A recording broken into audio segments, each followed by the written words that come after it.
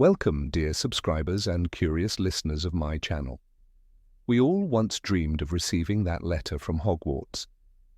We imagined an owl tapping at the window, inviting us to a world where anything was possible. Beyond the greyness of the muggle routine, Hogwarts awaited, warm, mysterious, brimming with adventure. But we grew up, and we began to notice things we hadn't seen before. J.K. Rowling's magical world is no bedtime fairy tale. It's a reality filled with shadows, pain, and injustice. Today we'll explore the dark side of the wizarding world, the part hidden beneath the fireworks and school pranks. Enjoy watching. Number 1. Children are constantly in danger. Let's start with the most terrifying truth. In the Muggle world, schools come with health standards, security, and accountability. At Hogwarts, it's one survival game after another. Children face trolls, basilisks, dementors, vicious teachers, and cursed artifacts. Harry nearly dies several times in his first year alone. In third year, dementors. Fourth, Voldemort returns. Fifth, a literal battle inside the Ministry of Magic. Is this a school? Sometimes it feels like Hogwarts follows one rule: survive, and you pass. Number 2. The education system is broken. But danger isn't the only issue. Hogwarts is surprisingly useless in many vital areas. There are no lessons in math, science, world history, or human rights. Students learn nothing about social responsibility or how the Muggle world works. Even basic skill, reading, writing, logic, are not part of the required curriculum. Everything centers around potions, charms, and flying on broomsticks. Considering that students enter Hogwarts at age 11, one wonders, what if they couldn't even write properly before that? Number 3. Love can be created. One of the most disturbing aspects of magic is its ability to manipulate emotions. In this world, love can be manufactured, forced into existence with a potion.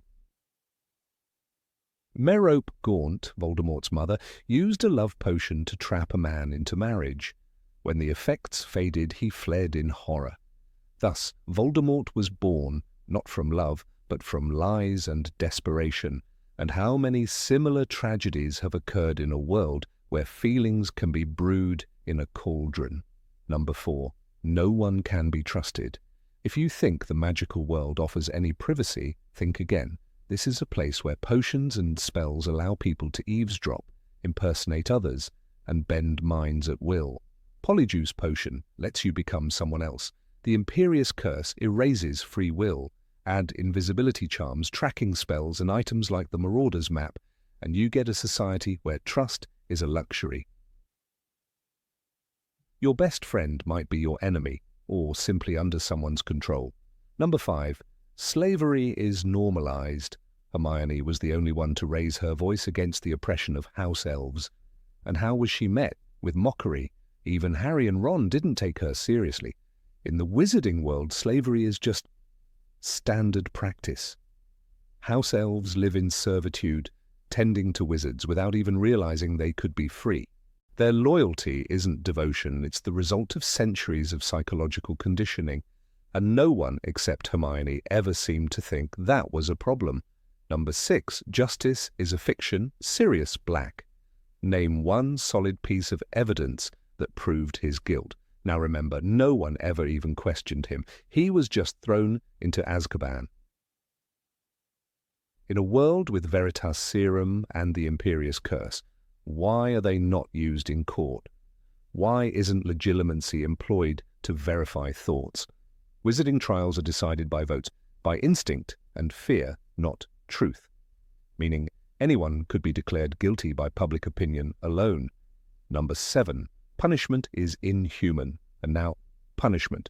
Azkaban. Just the name sends chills down your spine. Dementors that suck away happiness, cold, despair, erasure. It's not a prison, it's a slow death sentence. Even if you're innocent, like Sirius, you suffer. Even if you've repented, your soul is still at risk, and if a Dementor performs the kiss, that soul is gone. Forever. Number 8. Healing magic raises questions. Madame Pomfrey once regrew all the bones in Harry's arm overnight. "You're in for a rough night, Potter," she warned in Chamber of Secrets, before pouring Scaligro down his throat. Burns, bites, broken bones, all fixed in hours. But if healing magic is that powerful, why does Harry still need glasses? Why wasn't George's ear restored after it was cursed off in Deathly Hallows? Why did Bill Weasley bear scars forever after Fenrir Greyback's attack? Some wounds, it seems, can't be reversed, even by magic. St. Mungo's Hospital is filled with patients that never recover. In Order of the Phoenix, we see Neville's parents, tortured into madness by Bellatrix Lestrange. They sit in silence, lost to the world, while healers pass by with potions and sympathy, but no cure. "They don't recognize me," Neville says quietly, "and no one can help them." Magic can mend bones, grow skin and stop bleeding, but it can't touch the mind or undo certain curses. It's not limitless.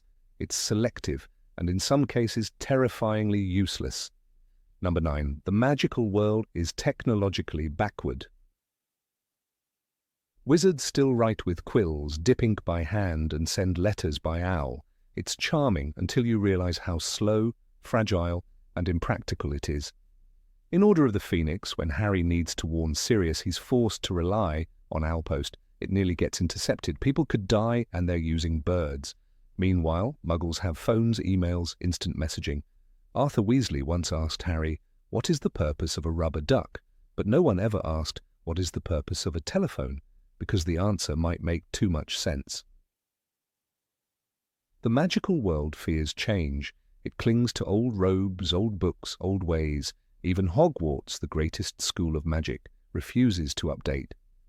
No calculators, no modern classrooms, no basic science. In Goblet of Fire, wizards marvel at a Muggle campsite with running water and electricity as if it was sorcery. But this isn't wonder, it's ignorance. Wizards don't reject technology because they're beyond it. They reject it because they don't understand it. And they've chosen pride over progress. Number 10. Wizards disrespect Muggles. Arthur Weasley adored Muggle inventions, plugs, batteries, rubber ducks, but even his fascination was laced with amusement, not respect. "What exactly is the function of a rubber duck?" he once asked Harry, with wide eyes in Chamber of Secrets. To him, Muggle technology was a curiosity, not innovation, not brilliance, just a novelty to be poked and prodded. His love was genuine, but it was the love of a collector admiring a culture from behind glass. He never truly saw Muggles as equals, only as people who lived without magic, and therefore without meaning. The Ministry enforced that divide. The Statute of Secrecy wasn't just a safety measure, but it was a wall. Wizards believed Muggles couldn't handle the truth, that they were too fragile, too primitive. Even Hermione, raised by Muggle parents, sometimes slipped. She once called them not as bad as all that, as if being Muggle was something to overcome. And Harry, despite all he owed to the Muggle world, never truly challenged the idea that magic made someone more. The word mudblood existed for a reason, and no one ever tried to erase it. They just whispered around it. Number 11. The government is deeply corrupt. The Ministry of Magic doesn't serve the people, it serves itself. When Lucius Malfoy walked into any room at the Ministry, people lowered their voices. He donated gold, pulled strings, made threats, and it worked. After the events at the Department of Mysteries in Order of the Phoenix, Lucius was arrested for his role in the battle. But within months, he was free again.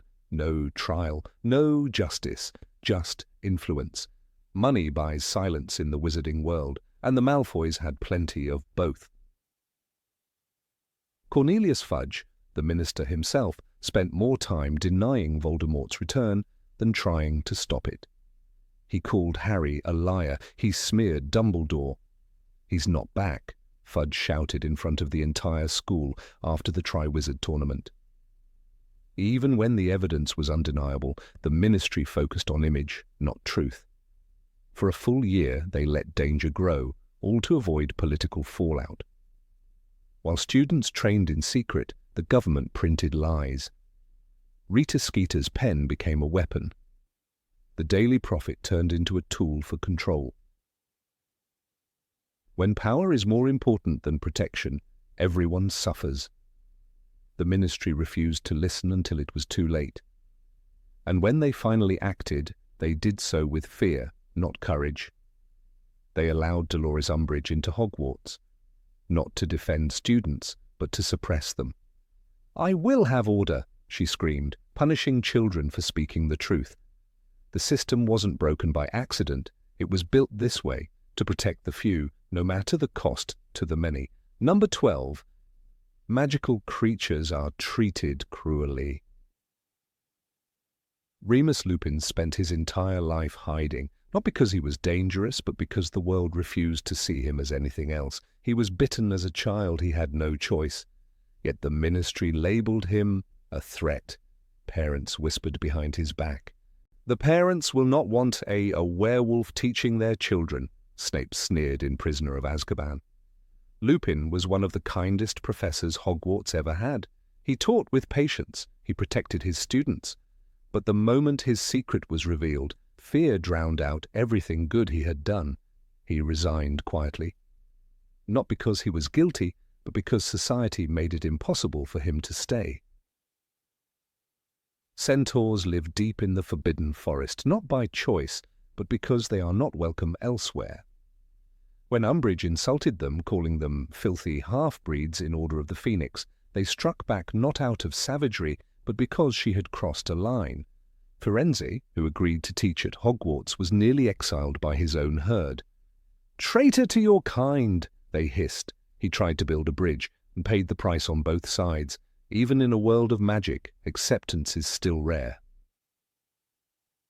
Goblins are trusted with gold, but never with power. They run Gringotts. They design magical objects.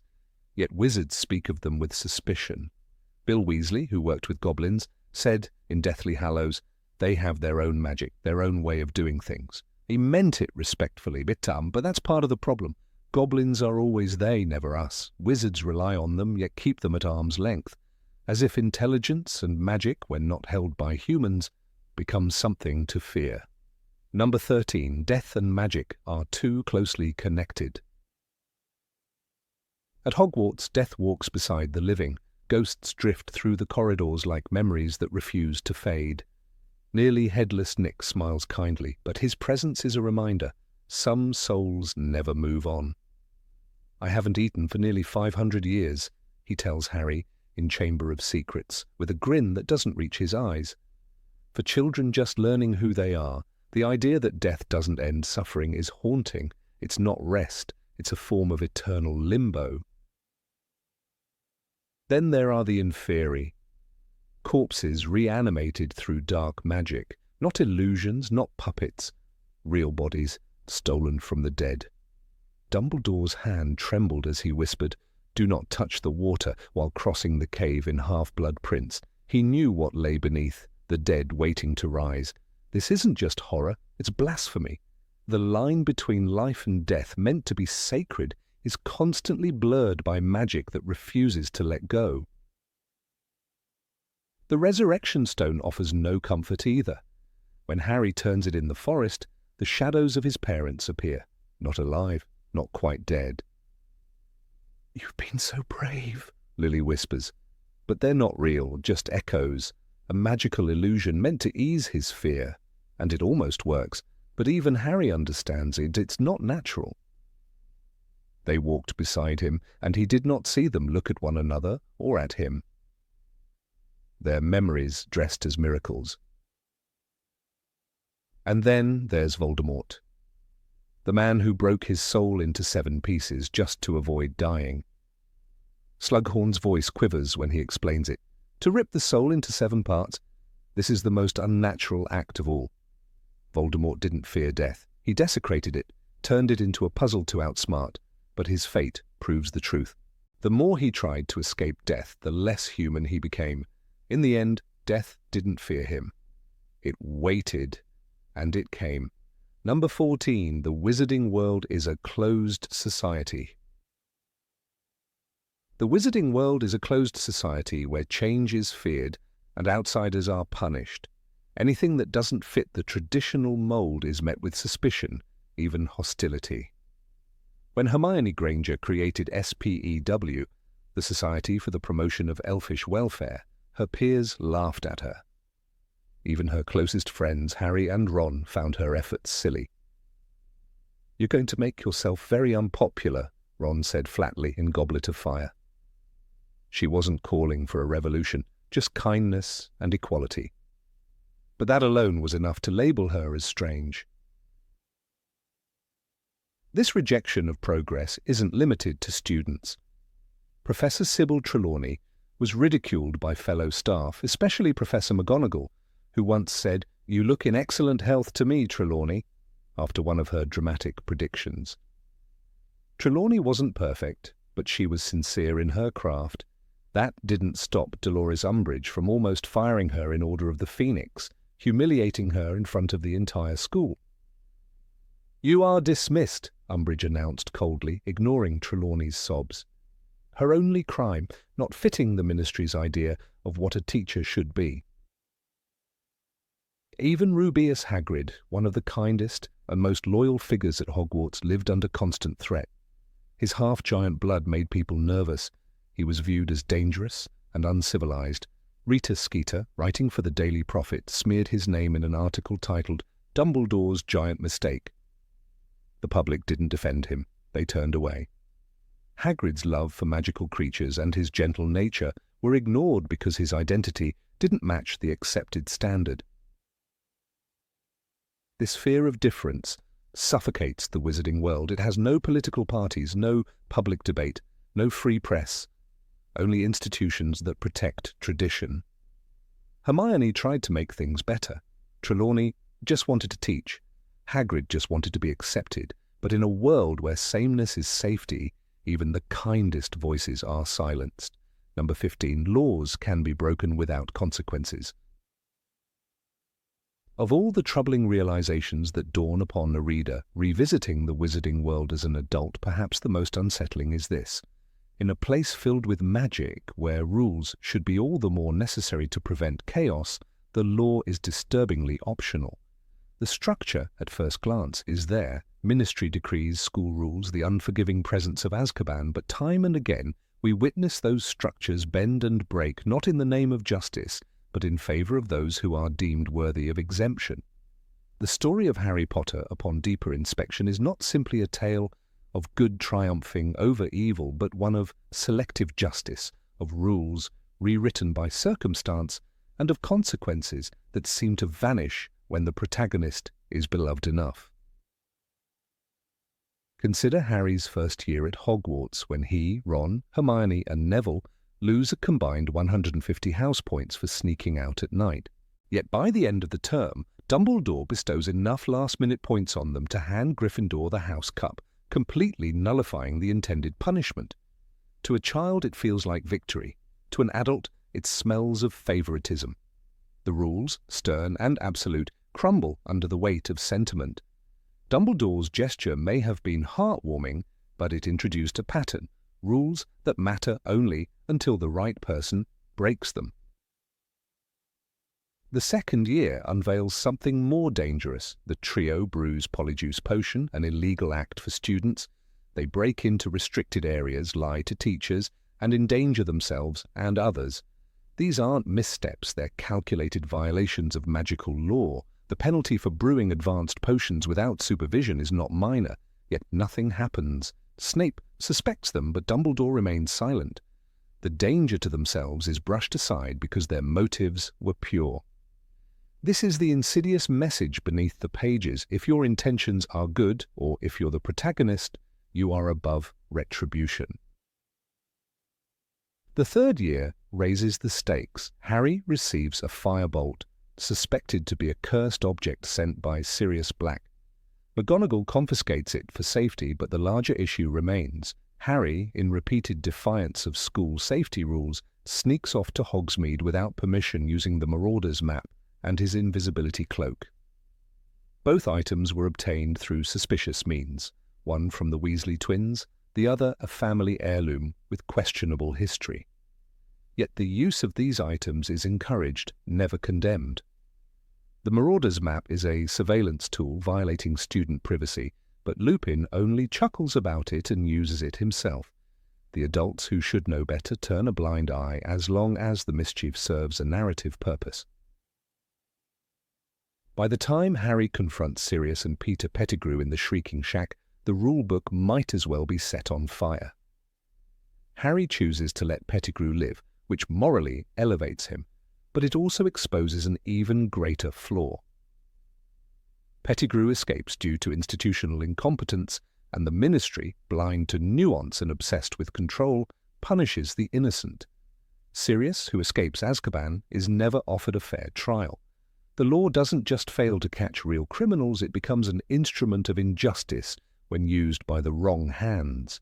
The legal system of the wizarding world isn't just flawed, it's willfully negligent. Fourth year, the Triwizard Tournament, is perhaps the most egregious. Harry is forced to compete despite being underage and having not submitted his name, instead of launching an immediate investigation into the breach of magical contract. Dumbledore and the school proceed with the tournament. The Ministry is complicit in this madness. A 14-year-old is thrown into life-threatening tasks due to binding magical contract, a concept so conveniently rigid it cannot be questioned, yet simultaneously elastic enough to allow cheating, sabotage, and corruption at every turn. Barty Crouch Jr. impersonates Mad-Eye Moody for an entire school year without detection, an enormous breach of magical and educational security. And no one takes the fall. The damage is catastrophic. Cedric Diggory dies, but again, no real consequences emerge for those who should have prevented it. Fifth year, the hypocrisy becomes institutionalized. Dolores Umbridge, a Ministry official, arrives at Hogwarts and immediately begins reshaping the school under authoritarian logic. Here, the law becomes a bludgeon. Umbridge does not hide behind good intentions. She enforces the rules with brutal consistency. And yet when Harry forms Dumbledore's army, again breaking numerous rules, he is eventually saved not by the law, but by connections and narrative necessity. Dumbledore takes the blame and flees, and Harry continues his defiance. The message is clear. The rules are cruel when enforced by the wrong people, but acceptable to ignore when the cause feels just. But what makes a cause just? And who decides that? As readers, we are subtly trained to accept that right is what our heroes say it is. In the sixth book, Harry uses the Half-Blood Prince's textbook, filled with dangerous spells and instructions. One of those spells, Sectum Sempra, nearly kills Draco Malfoy. This is no prank. This is magical assault, performed without understanding of the spell's consequences. Snape punishes him, yes, but again, it's quietly brushed under the rug. The deeper concern that a student has nearly murdered another never sparks wider disciplinary action. Dumbledore, who is fully aware of the book's origin, allows Harry to continue wielding dangerous knowledge. The lesson is subtle but corrosive. Power can be dangerous, but punishment is reserved for those without destiny. The seventh book abolishes any pretense of legality. The Ministry falls, and Voldemort's regime reveals the horror of law taken to its darkest extreme. But even then, Harry and his friends act with impunity. They break into the Ministry, steal Horcruxes, impersonate officials, and again, no systemic punishment follows, only resistance. When the war ends, those on the right side are lauded while the grey areas remain unexamined. What of those who obeyed orders out of fear? What of those who were manipulated? Justice in this world is not restorative, it is symbolic, and too often performative. Number 16. No one cares about mental health. In the magical corridors of Hogwarts, the air always hummed with the promise of enchantment, wonder, and bravery. But beneath the shimmering charm of floating candles and enchanted staircases lurked a silence more chilling than any curse. It was the silence around pain, not the kind you heal with dittany or a flick of a wand, but the kind that grows in the quiet spaces of the mind, where spells fail and potions mean nothing.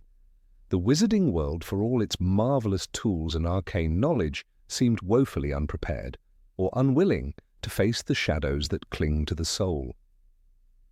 Perhaps the most disturbing truth one realizes with age is that no one in the world of magic truly cares about mental health.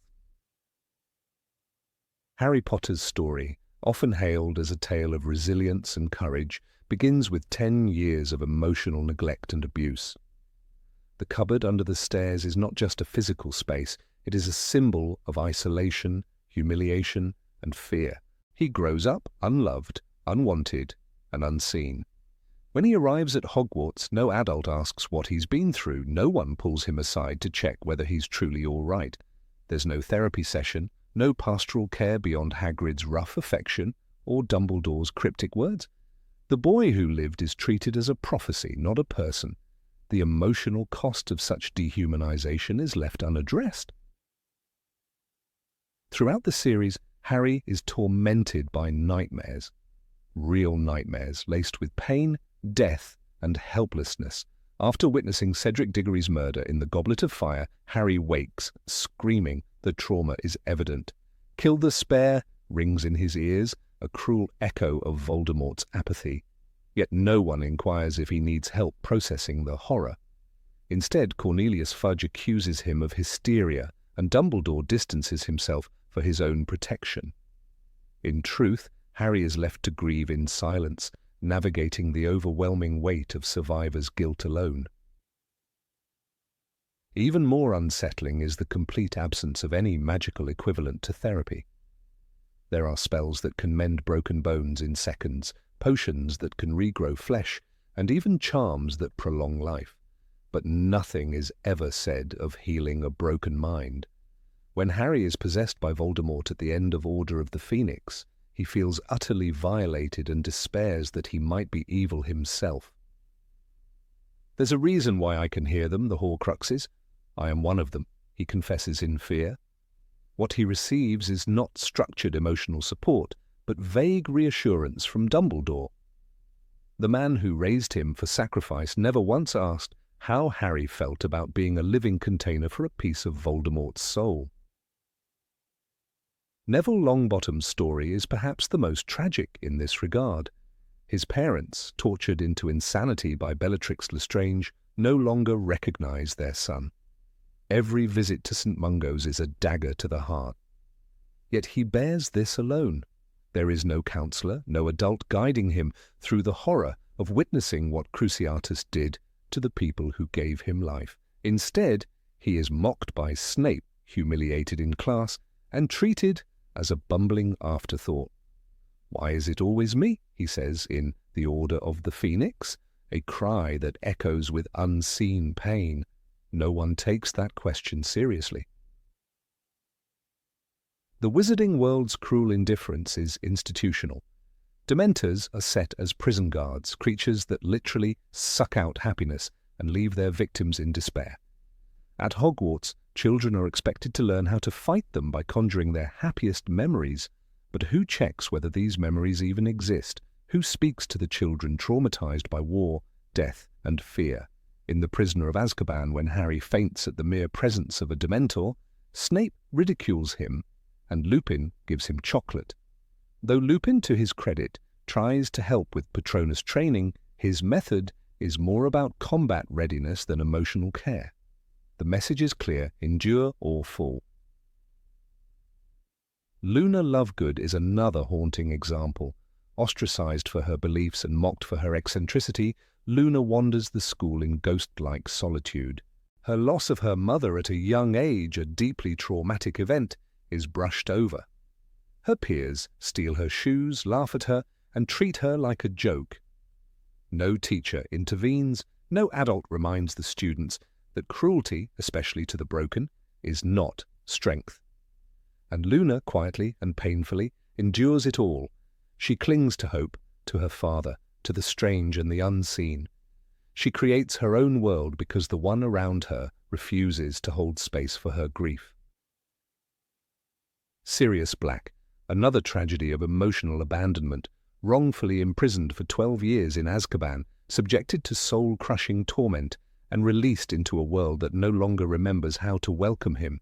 Sirius is haunted, restless, prone to rage and depression. He clings to Harry as both a lifeline and a replacement for the family he lost. But what help does he receive? None. He's confined to Grimmauld Place, a home dripping with darkness, alone with his traumas and his memories.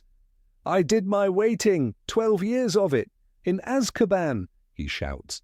And still, no one thinks he might need more than a second chance. He needs healing, and it is never offered. The case of Barty Crouch Jr. impersonating Mad-Eye Moody for an entire year in Goblet of Fire reveals another layer of this neglect. The real Moody, kidnapped and trapped in a magical trunk, is discovered only after months of impersonation. And no one questions what kind of psychological impact this imprisonment has on him. No follow-up, no recovery arc. He simply returns to duty, battle-hardened and expected to function. The magical world moves on. So does the trauma, unspoken but festering. Number 17, magic is a weapon without limits. In the shadowed corridors of the magical world, amid the shimmer of spellwork and the allure of enchanted places, lies a truth too unsettling to grasp in childhood.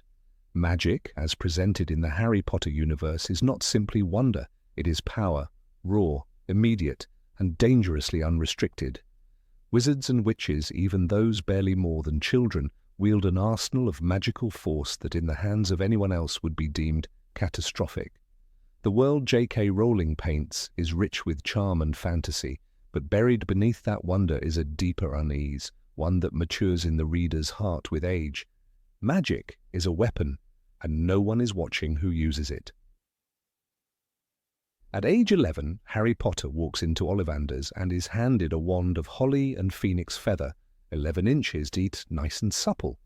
It's a moment steeped in destiny and awe, but what is rarely emphasized is that in that moment Harry is handed an object capable of inflicting pain, death, and irreversible change. No background checks, no licenses, no adult supervision once school begins.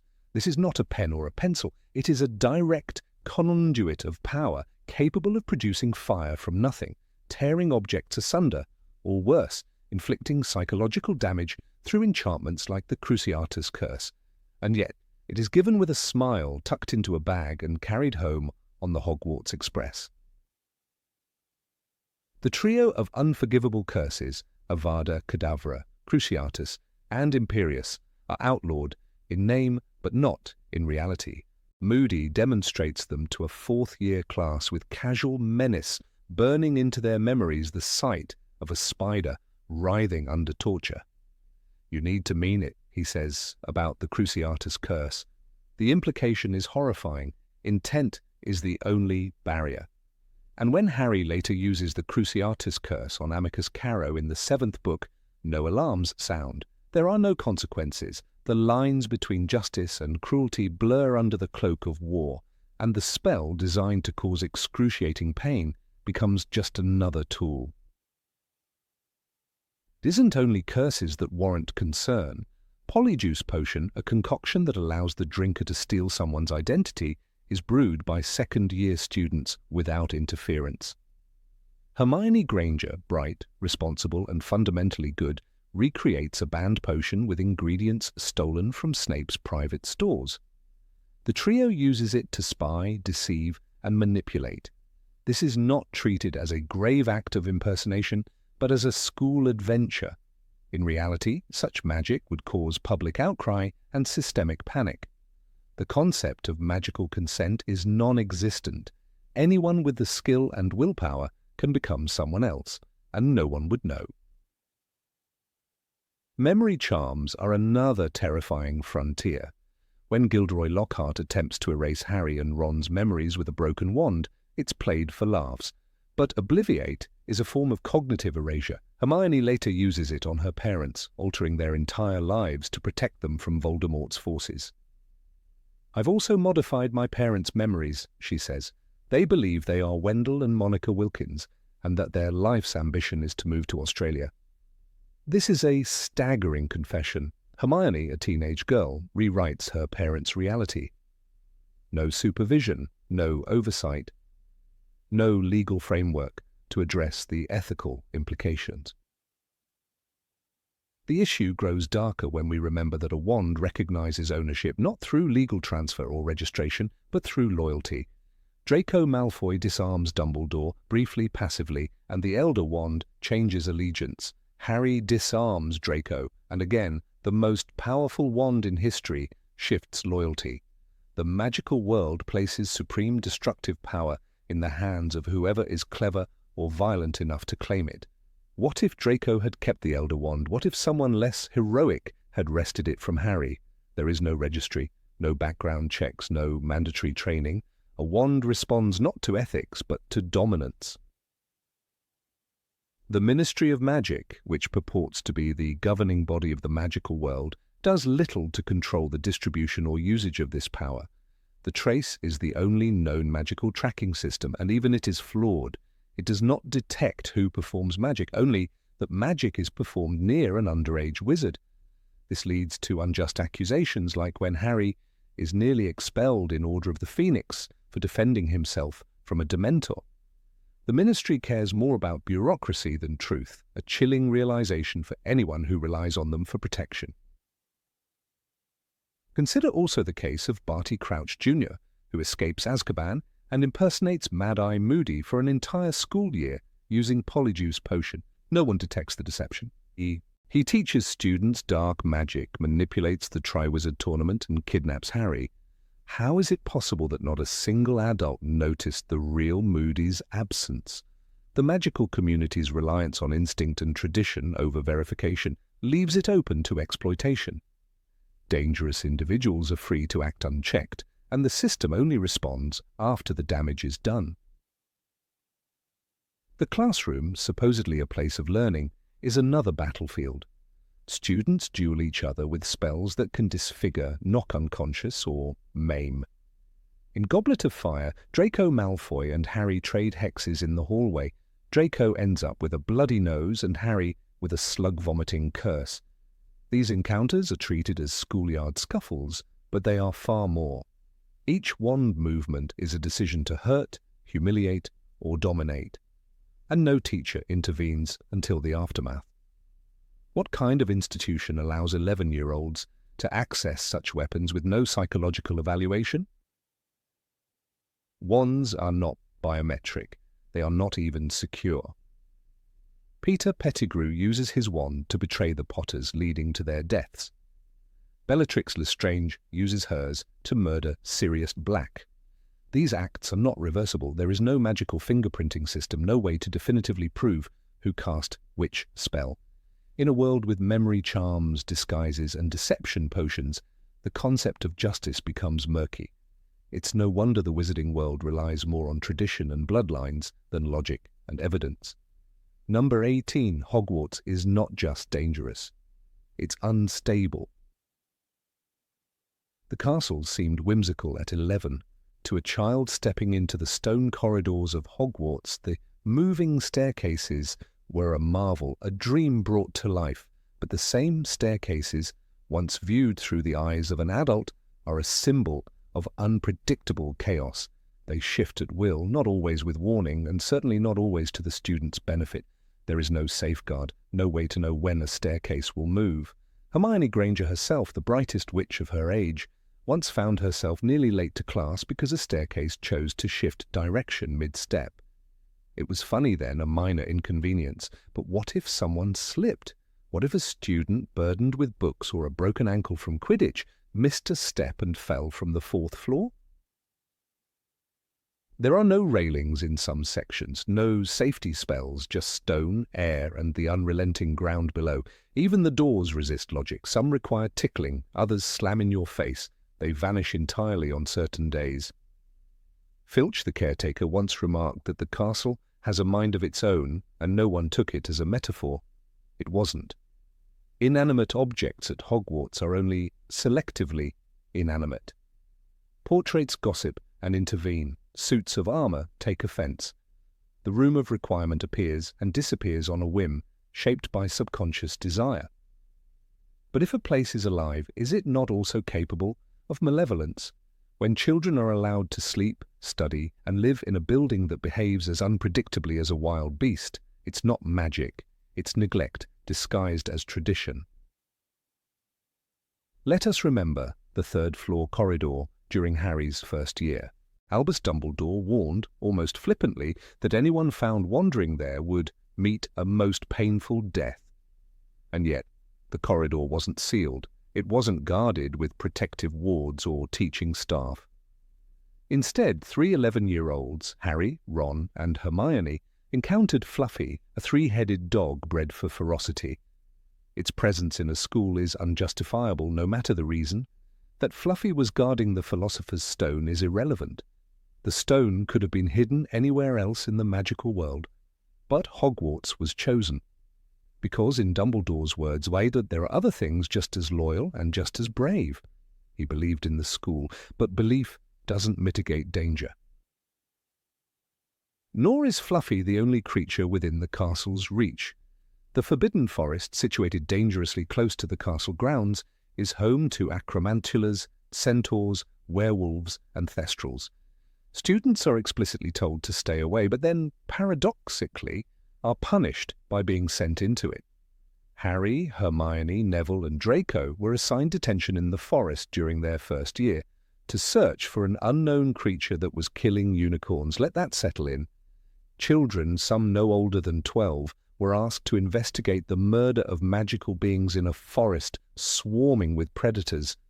The same Draco Malfoy who had never seen a thestral nearly collapsed in fear when one flew overhead. This is not discipline, this is endangerment. The castle doesn't protect the students, it challenges them. Consider the enchanted ceiling of the Great Hall. Beautiful, yes, a mimic of the sky, an ancient spell. But what of the time during the Triwizard Tournament when the sky, darkened with omens and real storms, brewed? Can we be certain that the spell is never interrupted, never corrupted by chaotic magical surges? If the entire castle is alive, it is also vulnerable to the same threats as any sentient being. There are no checks, no inspections, just blind faith that the magic of the founders still holds. The Chamber of Secrets lay beneath the school for nearly 1,000 years. Entire generations of teachers, headmasters, and experts in magical theory walked those halls. None discovered it. None suspected its presence until the monster within, an ancient basilisk, began petrifying students. Dumbledore himself admitted he had suspicions, but suspicions did not prevent Colin Creevey, Justin Finch-Fletchley, Hermione Granger, and even the ghost of nearly headless Nick from becoming victims. The school was not closed, the classes continued, the faculty simply hoped for the best. Even when the threat came from within the walls, the institution remained still, unmoving, unfazed. Every year brings a new horror. In Harry's third year, Sirius Black, believed to be a mass murderer at the time, breaks into the castle twice. The result? A few locked doors, prefects doing extra patrols. The students were told to remain cautious. But what defense could a child possibly mount against an adult wizard who had evaded Azkaban? Ron Weasley, a 13-year-old boy, awoke to find a grown man standing over him with a knife. How is it acceptable that this happened in a dormitory in a tower designed for safety? The Triwizard Tournament turned the school into an arena. The supposed age line was bypassed. A student died. Cedric Diggory, a boy with no enemies, was murdered on Hogwarts grounds, not by accident, by design.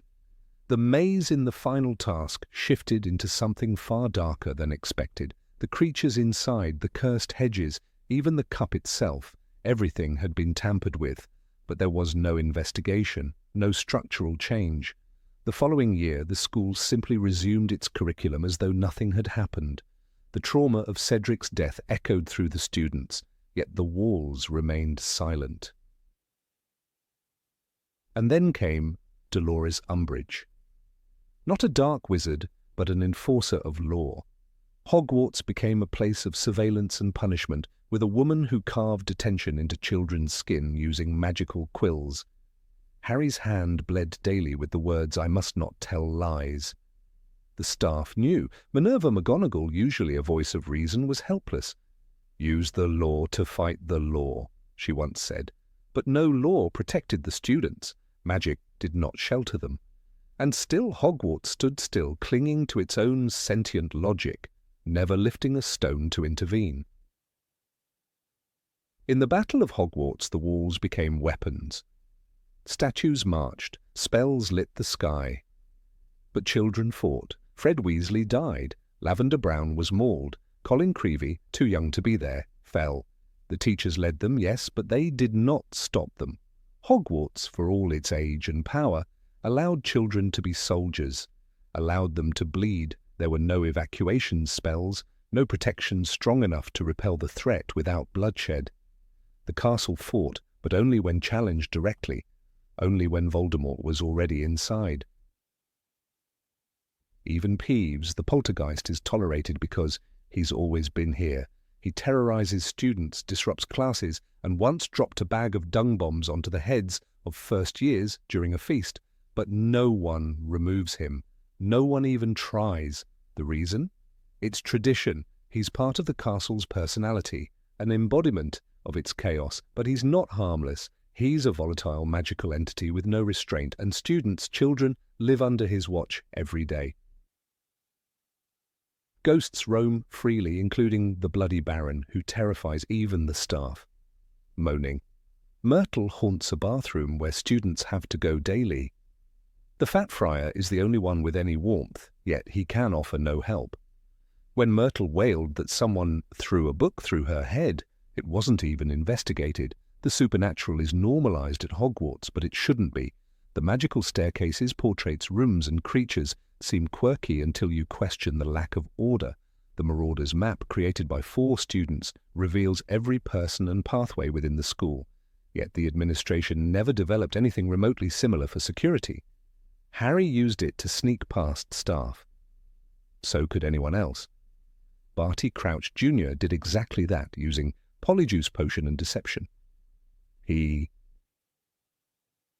walked the halls as Mad-Eye Moody, taught students, tortured them, all unnoticed. There is no oversight at Hogwarts, no inspectors, no safety committees, no magical equivalents of child welfare organizations. Even the curriculum is chaotic. Defense against the dark arts changes every year, and students often fall behind. Gilderoy Lockhart taught them nothing. Severus Snape traumatized them. The Carrows, during Voldemort's rise, taught torture. Education at Hogwarts is a gamble. Your knowledge depends on who survives the year. Even the Sorting Hat's decisions are rarely questioned. 11-year-olds are assigned lifelong labels in minutes. Slytherins are mistrusted. Hufflepuffs are mocked. Gryffindors are glorified. This division shapes friendships, feuds, and fates. The house rivalry system breeds conflict, yet nothing is ever done to soften it. It is not necessary. It is traditional. Magic is not safe. Magic is not kind. And Hogwarts does not attempt to pretend otherwise. What's most disturbing is not that the school is dangerous. It's that its danger is romanticized, wrapped in nostalgia and adventure. Children read about secret passages and enchanted feasts, not trauma and unpredictability. But ask any adult who returns to these pages. They all realize the same truth. Hogwarts is not a school. It is a battlefield with desks, and it continues because no one demands it to change. No one rebuilds it. Every new headmaster inherits the same shifting staircases, the same talking portraits, the same hidden threats, because that's how it has always been, because the castle is alive and no one wants to silence it. But when a building has a will of its own, and that will is indifferent to human life, then tradition becomes danger. And Hogwarts is a place where danger is disguised as destiny. Number 19. There aren't enough wizards to protect the world. The world of magic seemed infinite when we first stepped into it through the eyes of a young Harry Potter. Hogwarts was a vast castle of endless secrets. The Ministry of Magic was a colossal power, with underground courts and time-travel chambers, and magical creatures filled forests and lakes. But as the pages turned and the years passed, The illusion cracked. Behind the charm and mystery, one truth stood disturbingly clear: there are far too few wizards to protect the world.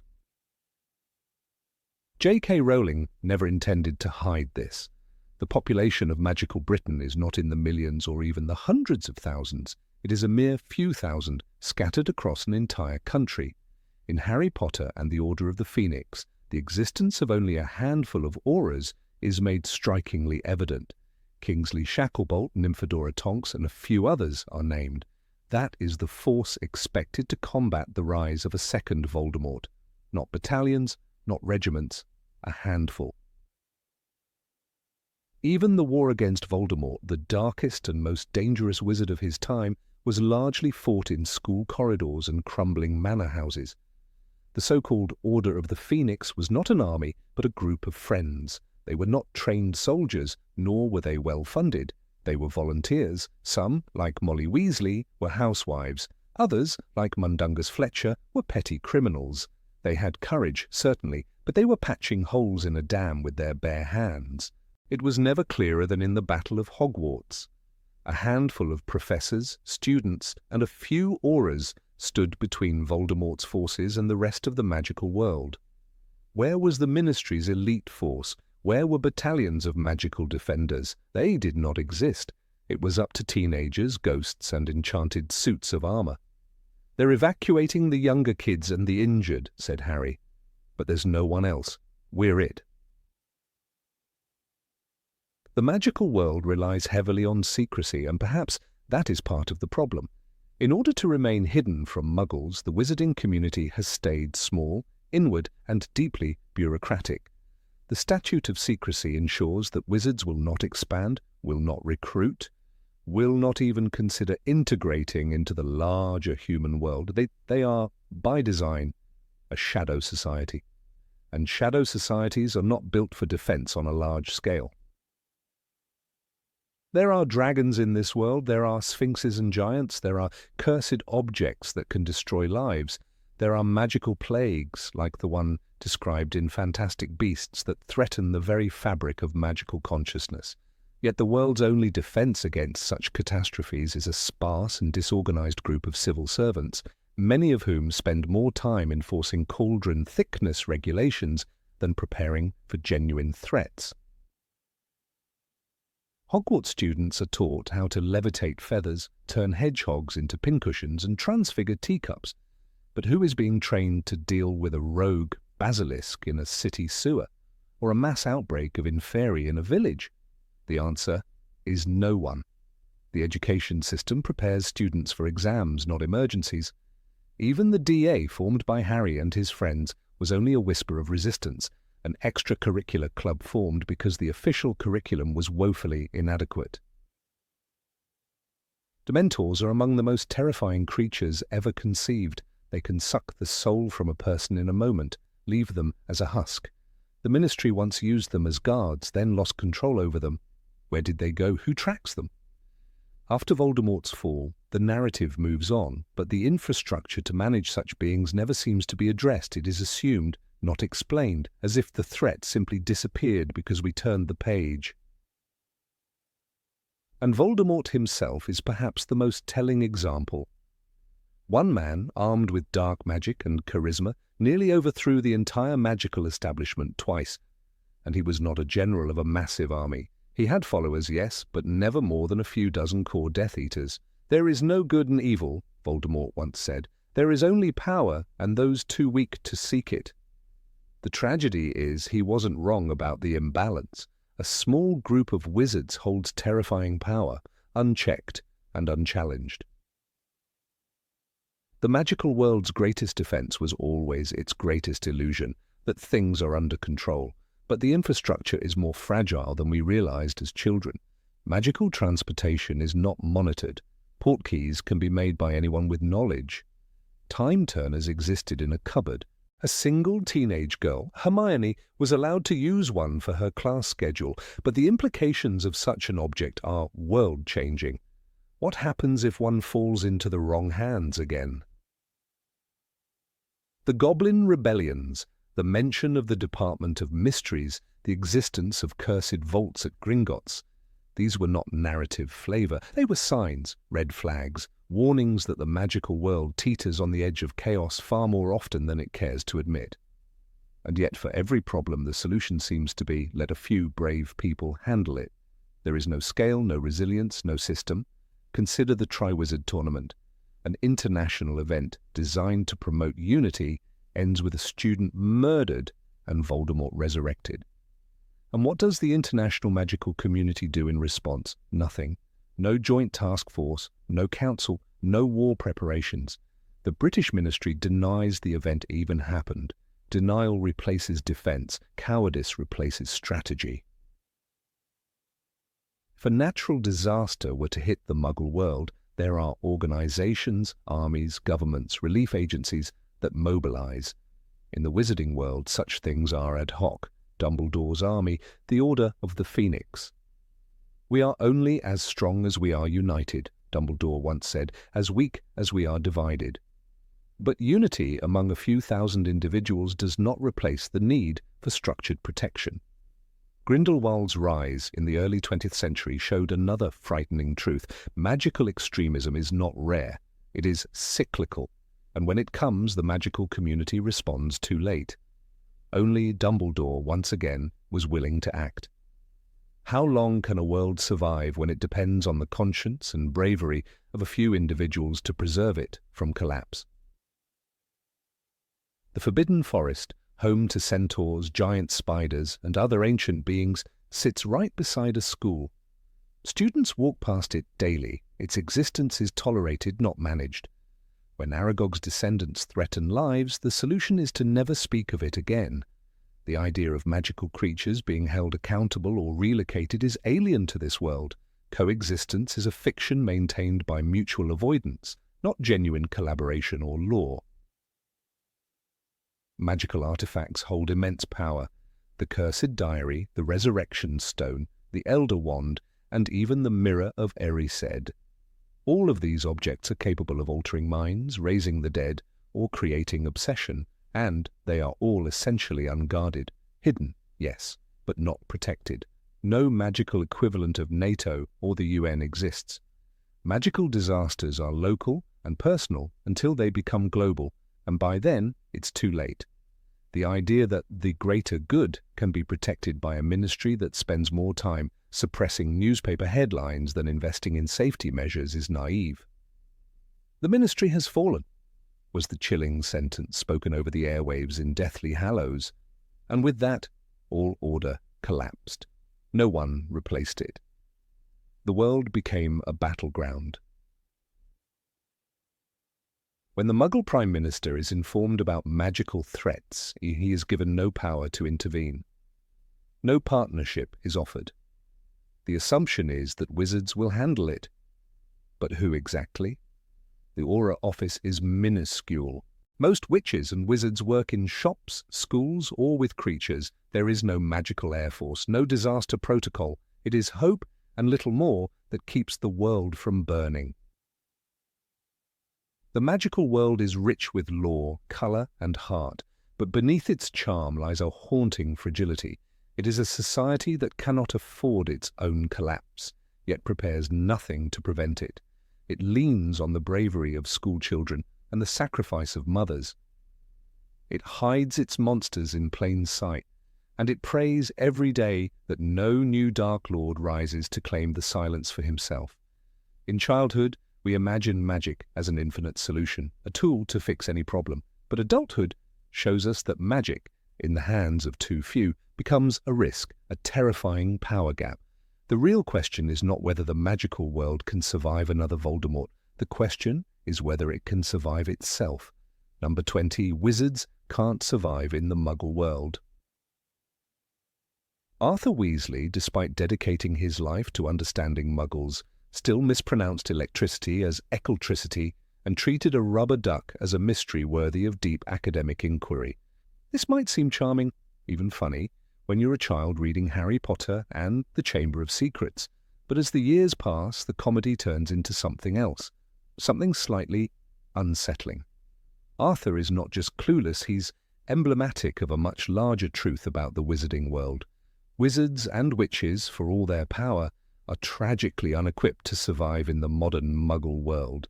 They live in parallel, not in partnership, and as adults, we begin to notice how alarming that really is. The fact that the wizarding world remains completely divorced from Muggle society is not just curious, it's dangerous.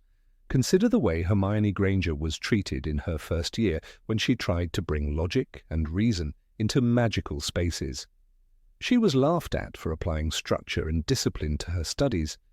Yet Hermione, raised in the Muggle world, had the skills that could navigate both societies. She understood public transportation, electricity, and postal systems. Ironically, her knowledge was dismissed as irrelevant by people who couldn't identify a telephone. It's not just cultural ignorance, it's cultivated blindness. In Harry Potter and the Half-Blood Prince, when Dumbledore visits Harry at the Dursleys, he expresses disdain for the way Muggles live, subtly mocking the absence of magic in their world. He notes the clutter, the coldness, the dull machinery, but what if he had to live like them? Would he know how to pay an electricity bill, navigate an ATM, or book a flight online? The great Albus Dumbledore, whose knowledge spans centuries, appears to have no idea how the Muggle world truly functions. That's not just ignorance. That's fragility disguised as superiority. Take the Department of Magical Accidents and Catastrophes. It exists primarily because wizards can't be trusted to keep their world hidden from Muggles. Every time a dragon escapes, a building explodes, or a Muggle gets turned into a ferret, they have to swoop in and modify memories. The wizarding world is so detached that even the concept of responsible coexistence is off the table. Instead of learning to blend in or respect Muggle systems, they erase their mistakes. They literally wipe people's minds rather than take responsibility. That's not just morally questionable. It's a recipe for disaster if magic ever fails. The idea that a wizard would perish in the Muggle world is not theoretical. It nearly happens to Mr. Weasley himself. In Order of the Phoenix, after being bitten by Nagini, he is rushed to St. Mungo's, a magical hospital. Had a Muggle called an ambulance, Arthur would likely have died before anyone could explain what a venomous magical snake bite even means. St. Mungo's operates entirely outside the Muggle medical system. Wizards don't study anatomy, immunology, or microbiology. They rely on potions, spells, and magical herbs. No backup, no plan B. It's all or nothing. Remove the magic, and they are helpless. This isolation is not harmless eccentricity. It breeds systemic weakness. In Deathly Hallows, when the trio is forced into hiding, their survival becomes a constant fight, not just against Death Eaters, but against the limitations of their own world. They have no bank accounts they can access. They can't use credit cards or public transportation. They sleep in tents and scavenge for food. Harry, Ron, and Hermione, three of the brightest young minds of their generation, are essentially refugees in a world that should be familiar. They are wizards, and yet the moment they step out of the magical community, they become drifters. Even simple communication becomes impossible. Wizards use owls, a charming yet grossly outdated system. In Goblet of Fire, when Sirius needs to talk to Harry, he risks exposure by using a fireplace connection rather than, say, picking up a phone. But they don't have phones. Most wizards probably don't even understand the concept of cellular data. Ron's reaction to Hermione's Muggle library habits was one of confusion, not curiosity. A society that actively resists learning about the world around it is not wise, it is brittle. It's not just the older generation that suffers from this detachment. Draco Malfoy, raised in pure blood ideology, openly mocks Muggles and anything associated with them. His ignorance isn't natural, it's taught. He has no idea how television works, assumes trains are for the poor, and believes Muggles are inherently inferior because they lack magic. But Draco's confidence is built on sand. If stripped of his wand and dropped in London, he wouldn't last a day. His entire identity is rooted in a bubble that refuses to touch the real world. Magic is presented as a great equalizer, a solution to all problems, until it isn't. The moment something goes wrong that magic can't solve, the entire system falls apart. In Half-Blood Prince, when the wizarding world is under threat from Voldemort, even the Ministry of Magic turns to desperate, paranoid tactics. They increase surveillance, restrict freedoms, and arrest people without cause. There is no concept of civil liberties, due process, or political accountability, because these are Muggle concepts and the magical world never bothered to learn from them. Consider the economic system. The wizarding world runs entirely on gold coins. No electronic banking, no global markets. Gringotts, the only bank, is run by goblins who despise the wizards they serve. That's not just inefficient, it's dangerous. One institution holds all the money, and it's built on racial tension and historical resentment. Wizards have no concept of inflation, credit, or even savings accounts. If Gringotts collapses, the entire economy implodes. That is not a robust system, that is magical feudalism with glitter. What about education? Hogwarts, the most prestigious magical school, doesn't teach math, science, or even basic writing skills beyond the magical context. Students graduate without ever learning to code, cook, or critically analyze non-magical events. No wonder Cornelius Fudge was easily manipulated. The magical world's leaders are in many ways educationally stunted. Knowledge that doesn't come from a spellbook is not only ignored, it's actively devalued. Even the magical legal system is terrifyingly disconnected. In Order of the Phoenix, Harry is put on trial for using magic in self-defense. The courtroom is Kafkaesque. No defense lawyer, no clarity of charges, and no understanding of his Muggle circumstances. The fact that he was saving a life doesn't matter. What matters is that he broke a rule. The Ministry of Magic is not just authoritarian, but it's deeply incompetent. A society that cannot integrate with basic Muggle legal principles is not enlightened, it is fragile. This fragility extends to relationships. When Lily Evans chose to marry James Potter, she stepped away from her Muggle roots. Her sister Petunia's bitterness was rooted in exclusion. Wizards do not make room for Muggles in their lives. They invite them into their world, or they shut them out. Petunia's heartbreak was not just about jealousy, it was about abandonment. Wizards don't adapt to Muggle life. They demand others adapt to theirs. Look at the aftermath of the war. In Deathly Hallows, after Voldemort is defeated, there is no mention of reform. No efforts to integrate Muggleborns more completely, no indication that the magical world has learned from its near destruction. Kingsley Shacklebolt becomes minister, but the system remains unchanged. The schools stay the same. The laws remain vague. The borders between the magical and Muggle worlds stay firm and cold. No one tries to build a bridge. They just patch the magical wall and go back to pretending the world outside doesn't exist. This isn't about magic versus non-magic, it's about survival. In a global crisis, a pandemic, a natural disaster, a technological collapse, would the wizarding world even know what to do? Would they help the Muggles, or just vanish into their forests and castles? Their isolation is not strength, it is a weakness born of arrogance. They believe magic makes them superior, but it actually makes them dependent on potions, wands, and secrecy. Luna Lovegood, often dismissed as odd, was one of the few who saw the need for openness. She respected Muggles, she didn't laugh at their ways, she believed in understanding rather than mocking. In a world so insular, Luna's quiet curiosity was revolutionary, but she was alone. Most of her classmates, even the kind ones like Neville or Ginny, never showed interest in the non-magical world. They lived in one, but their minds stayed in another. The terror of this realization is simple. If magic fails, the wizarding world vanishes.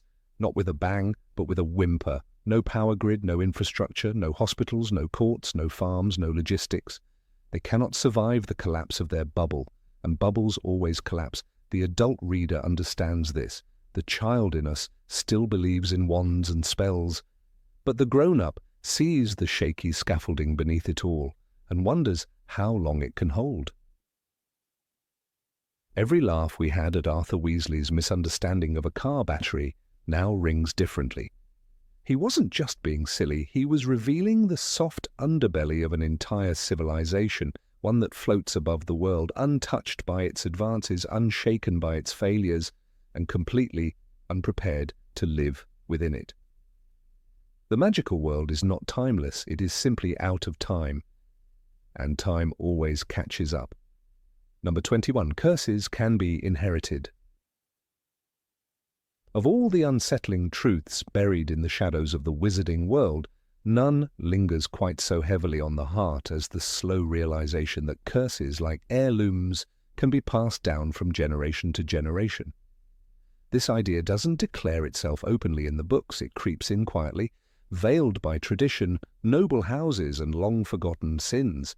The deeper you read, and the older you grow, the more undeniable it becomes. The blood of wizards may carry not only magic, but burdens, afflictions, and malevolence that no spell can cleanse.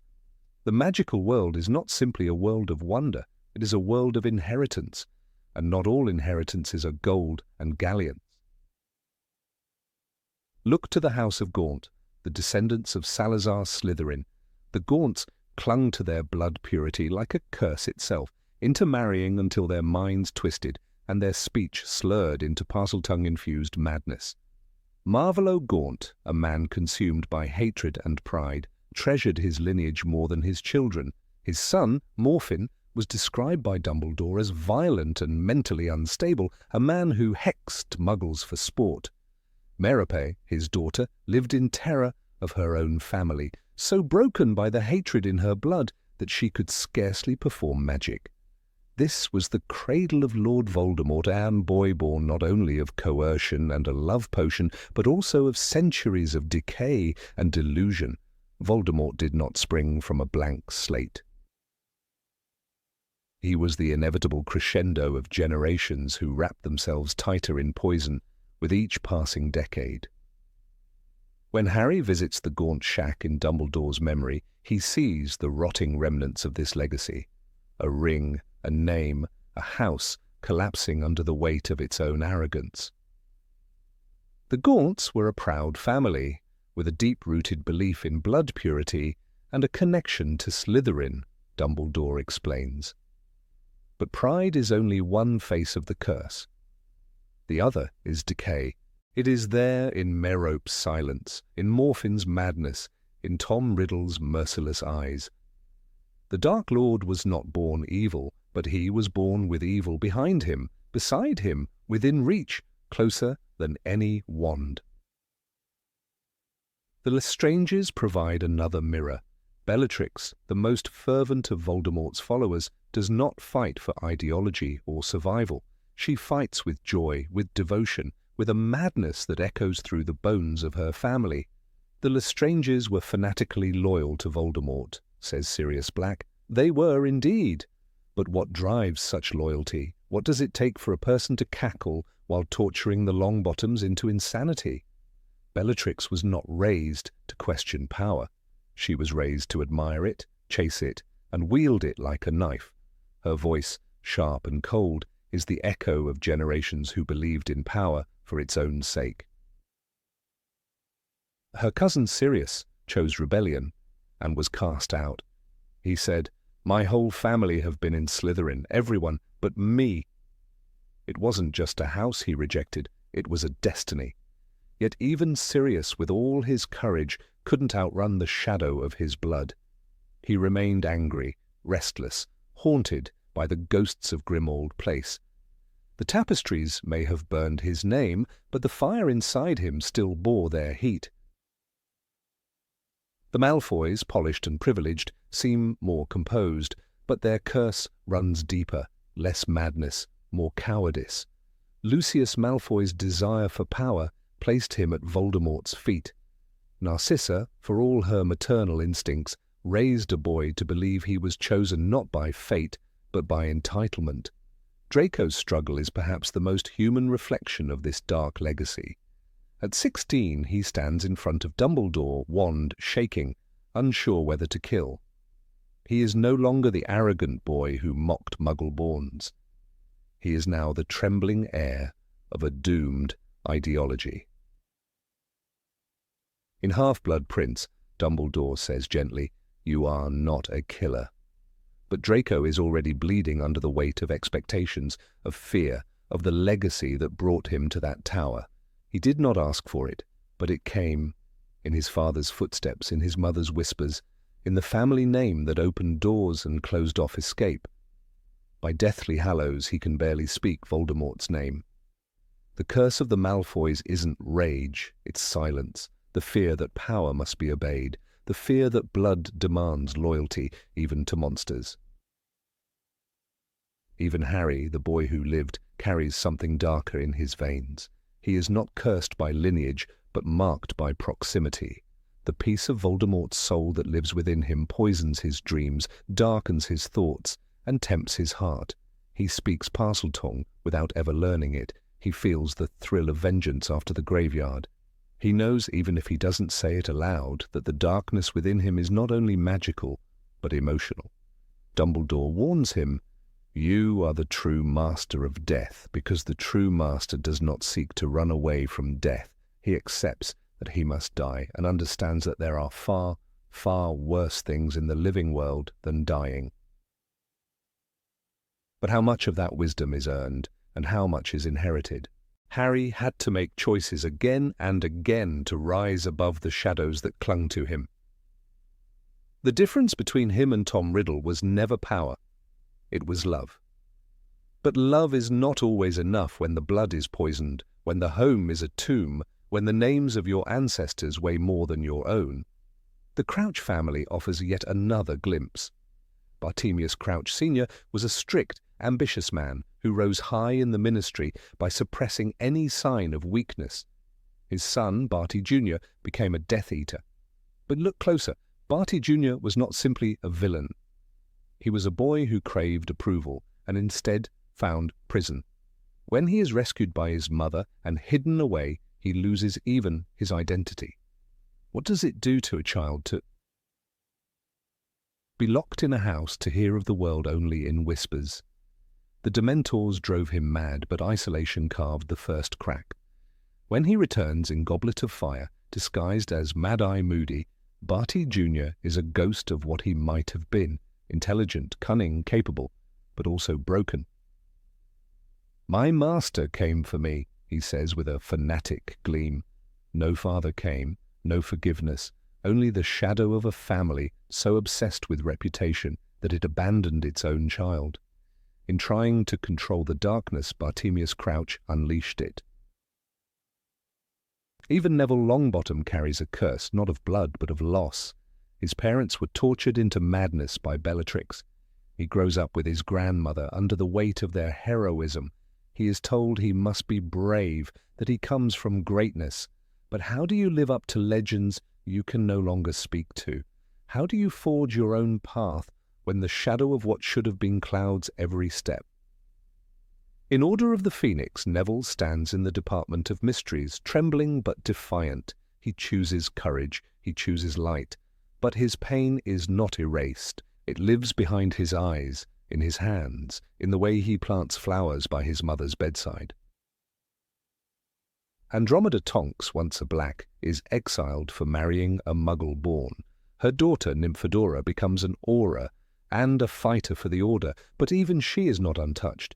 Tonks marries Remus Lupin, a werewolf scarred by shame and exclusion. Their love is real, but shadowed by Remus's belief that he brings only danger. "I am too old for you, too poor." "And too dangerous?" he says. This isn't humility. It's the voice of a man who has lived too long in fear of what he is. Their child, Teddy, is born into love and into war. He grows up an orphan, like Harry. Another life marked by inherited loss. The wizarding world romanticizes legacy. Houses, banners, bloodline, all are praised and preserved. But beneath the pride lies rot. The notion that your name defines you, that your family's past must shape your future, is the oldest curse of all. Slytherin's ambition becomes prejudice. Gryffindor's courage becomes recklessness. The Sorting Hat warns in Philosopher's Stone, "You could be great, you know, it's all here in your head." But what if the mind is already branded by someone else's madness? There are children born into darkness not because they asked for it, but because the world around them refuses to forget. It clings to blood, to purity, to old names whispered in fear or pride. Hogwarts offers a second chance, but even it sorts children based on potential. Potential that too often mirrors the sins of the past. Dumbledore, for all his wisdom, knew this too well. He hid his sister's trauma. He buried his brother's fury. His love for Grindelwald was a mirror of his desire for power, and his guilt shaped the rest of his life. Do not pity the dead, Harry. Pity the living, and above all, those who live without love. But love does not always shield against legacy. It may soften the blow. It does not remove the stain. Some curses are cast with a wand, others with silence, with tradition, with expectations. The child of a Death Eater, the heir of a madman, the descendant of a traitor. Each walks the same halls, casts the same spells. But the weight on their shoulders is not the same. And magic does not always protect from memory. It is easy as a child to believe that the magical world is one of triumph, of bravery, of choice. It is harder as an adult to see the threads that bind people to the past. The stories we love are filled with hope. But beneath the hope is a warning. What is passed down may not be a gift. It may be a curse. And the hardest magic of all is choosing to break it. Number 22, everyone is too young for their role. There is a particular ache that comes with rereading the Harry Potter books as an adult. It does not come from the deaths or the betrayals, nor from the horror of war or the cruelty of villains. It is something far more insidious, the realization that these stories, so filled with grandeur and magic, are also deeply unfair. Not unfair in plot, but in principle. Children are asked to carry the burdens of a crumbling world, to fight wars that adults started, to die, deaths that others should have prevented, and, while magic coats the pain in shimmering robes and heroic battles, the core truth remains as unsettling as it is often overlooked. Everyone is too young for the role they play. Harry is 11 when he is told he is a wizard. That's the beginning of it all. But what does it really mean to be 11 and to learn that you are the only person in the world who can defeat the darkest wizard who ever lived? He is barely old enough to understand death, and yet he is told, almost casually, by Dumbledore that Voldemort chose him and marked him as his equal. There is no preparation, no years of steady growth. There is a prophecy, and there is a boy, and the world simply shrugs and places one upon the other like a puzzle piece. The prophecy does not mean you have to do anything, Dumbledore tells him later. But it does. The very shape of the world ensures that he must. In their third year, Harry, Ron, and Hermione face a mass murderer. Not theoretically. They are not reading about Sirius Black in history books. They are guarding themselves against his shadow, locking dormitories, casting protective spells. Hermione is 13, using the time turner not only to excel academically but also to help rescue a falsely accused man and a condemned hippogriff. The Ministry of Magic gave her a device capable of bending time. What does that say about the desperation of a broken system that a child is entrusted with a cosmic instrument because no one else will do what is right? By the time they are 14, Harry is thrown into the Triwizard Tournament, a competition that routinely ends in death. The adults' response? They wring their hands, shrug their shoulders, and insist there's nothing to be done. Even Dumbledore, who suspects foul play, allows the tournament to go on. We must follow the rules, he says, despite the fact that the rules are clearly being manipulated. In any sensible world, Harry would have been protected, shielded, perhaps even hidden. But Hogwarts is not a sensible world. It is a stage on which the young must perform or perish. Sirius Black, a grown man who was tortured in Azkaban for 12 years, eventually says the quiet part aloud. You're not a bad person. You're a very good person who bad things have happened to, he tells Harry, but then he keeps pushing Harry toward the fight, toward the pain, toward the role he doesn't want but must fulfill.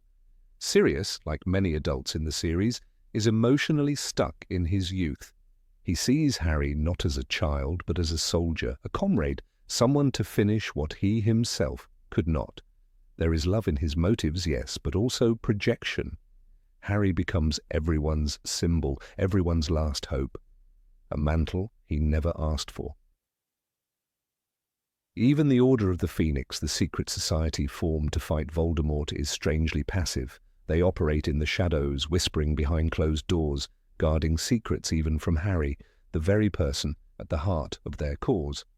Molly Weasley wants to protect him. Arthur wants to advise him. But in the end, it is Harry, Hermione, Ron, Neville, Luna, and Ginny who walk into the Department of Mysteries. They are 15 and 16 years old, breaking into the heart of the Ministry, risking death not out of arrogance, but because no adult will act in time. Sirius dies for their trouble, and the world does not change. The tragedy of Cedric Diggory's death is not only that he dies, but that he dies at 17, in a contest he should never have entered, for glory he never needed. Kill the spare, Voldemort says, and Cedric's life is extinguished as easily as blowing out a candle. His death is a footnote to Voldemort's return, an afterthought in the machinery of destiny. But Cedric had parents. Cedric had dreams. He was kind, brave, and honourable, and utterly expendable in a world that uses its young like pawns on a chessboard soaked in blood. Hermione Granger, often seen as the brain of the trio, is perhaps the most tragic figure of all. She spends her youth not merely fighting, but planning, worrying, organising. In the Deathly Hallows, she erases herself from her parents' memories, deletes her very existence from the minds of those who love her. She is 17. 17 and choosing to vanish from the lives of her family forever, because the world will not survive unless she becomes a ghost. It is a choice no one should have to make, and yet it is made quietly, dutifully, like everything else she does. Neville Longbottom begins as a shy, clumsy boy, the sort who loses his toad and forgets passwords. But as the adults vanish, as Hogwarts falls under the rule of Death Eaters and cruelty becomes law, Neville steps forward. He leads the underground resistance. He endures torture. He carves a world of defiance in the shadow of evil. By the time Harry returns in the Deathly Hallows, Neville is a different person. Not because he had time to grow, but because he was forced to grow. When he kills Nagini, he is not just destroying a Horcrux. He is proving that survival can shape warriors out of anyone if they are given no other option. Ginny Weasley is 11 when she is possessed by Tom Riddle's diary. 11, she nearly dies, she nearly kills, and once the horror is over, once the basilisk is slain and the diary destroyed, she is returned to the world like a repaired object. No therapist, no ceremony, just more classes, more exams, more danger. And she grows into a fierce, competent witch, but her childhood is gone, lost in the ink of a boy's diary and the blood on the chamber floor. The adults in Harry Potter are not all villains, but they are often absent, distracted, or wounded themselves. Lupin is kind but detached, Hagrid is loving but helpless, McGonagall is strict and loyal but she cannot protect them, Snape is consumed by his own pain, Dumbledore by his secrets. The result is a vacuum into which children are pulled like leaves into a storm drain. The books pretend this is natural, that children, given magic and courage, can change the world. But it is not natural, it is terrible. Consider the Battle of Hogwarts. Children are fighting in the hallways. Fred Weasley dies. Colin Creevey, who snuck back into the castle despite being underage, is found among the dead. Colin, who once asked Harry for a photo. Colin, who never had a chance to grow up. He is a casualty not just of war, but of a society that failed to protect its most vulnerable. In war, some die, but in Harry Potter, the young die most because they are the ones still willing to believe in victory. Dumbledore, in his final years, understands this, perhaps too late. He says to Snape, "You must be the one to kill me, Severus." He arranges his own death not only to protect Draco Malfoy, but also to push Harry further toward his path. Dumbledore uses everyone, not out of cruelty, but necessity. The great puppet master, the great chess player, and what pieces does he move across the board? Children, always children. Even Draco Malfoy, painted early as a bully, becomes a victim of the same cruel system. By his 6th year, he is a Death Eater in training with murder on his hands and a soul unraveling. He is terrified, alone, and forced into villainy by legacy and threat. When he fails to kill Dumbledore, he doesn't celebrate. He lowers his wand, he wants out. He is a boy whose family name made him a pawn, just as Harry was marked by a prophecy. The Ministry of Magic, the supposed structure of order, is revealed to be nothing but paper masks and cowardice. They deny Voldemort's return. They smear Dumbledore and Harry. They torture students through Dolores Umbridge's reign. They imprison innocents, ignore signs, and always act too late. What child wouldn't feel that the only way to change the world was to burn it down and start again? And in the end, it is not a general or a professor who walks into the Forbidden Forest to face Voldemort. It is Harry, 17, alone, no spells, no backup, no plan. Just the understanding that he must die for the others to live. Does it hurt?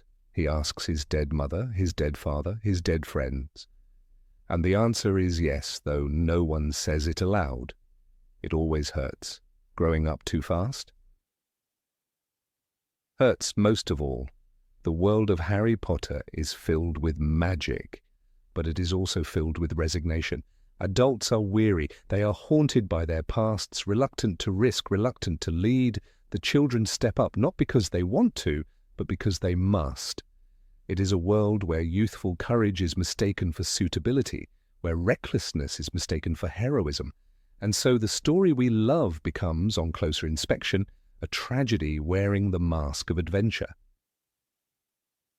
We read these books as children and feel empowered. We read them as adults and feel something crack inside. We remember being 13, 15, 17 and realize how young that truly is, how helpless we were, how hopeful, and we wonder why the wizarding world never gave these children a chance to simply be children. In the end, perhaps that is what makes the series enduring and why it grows darker with age. It tells a story of magic, yes, but it also tells a story of exploitation, of how innocence is weaponized and how bravery is expected rather than praised. And it asks, without ever quite saying so, the most uncomfortable question of all: what kind of world lets its children fight its wars? Number 23, no one understands what magic really is. In the enchanted halls of Hogwarts, magic is taught like a school subject, divided into disciplines, arranged by difficulty, structured with rules and exams. But as the years pass and childhood wonder fades, a troubling realization begins to settle in the minds of even the most loyal admirers of the wizarding world. No one actually knows what magic is. The professors teach how to wield it, how to mix it into potions, how to channel it through wands, but the question of why it works, or what it even is, remains untouched. The curriculum avoids it, the Ministry of Magic ignores it, and most wizards seem disturbingly content not to ask. For all its grandeur and mystery, magic in the Harry Potter universe is a force misunderstood, unsupervised, and alarmingly chaotic. At 11 years old, Harry Potter enters the magical world as an orphan with no expectations. By 17, he has witnessed time travel, mind possession, uncontrolled magical outbursts, and literal resurrection. None of it ever receives a satisfying explanation.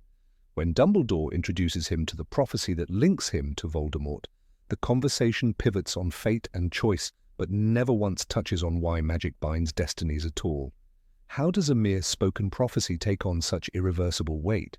Why do the words of Sybil Trelawney hold enough power to shape the course of history? No professor explains.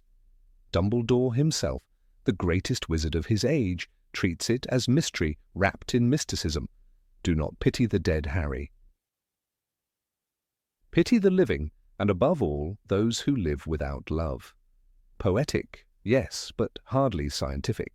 One of the most chilling demonstrations of magic's volatile nature occurs during the lessons on accidental magic.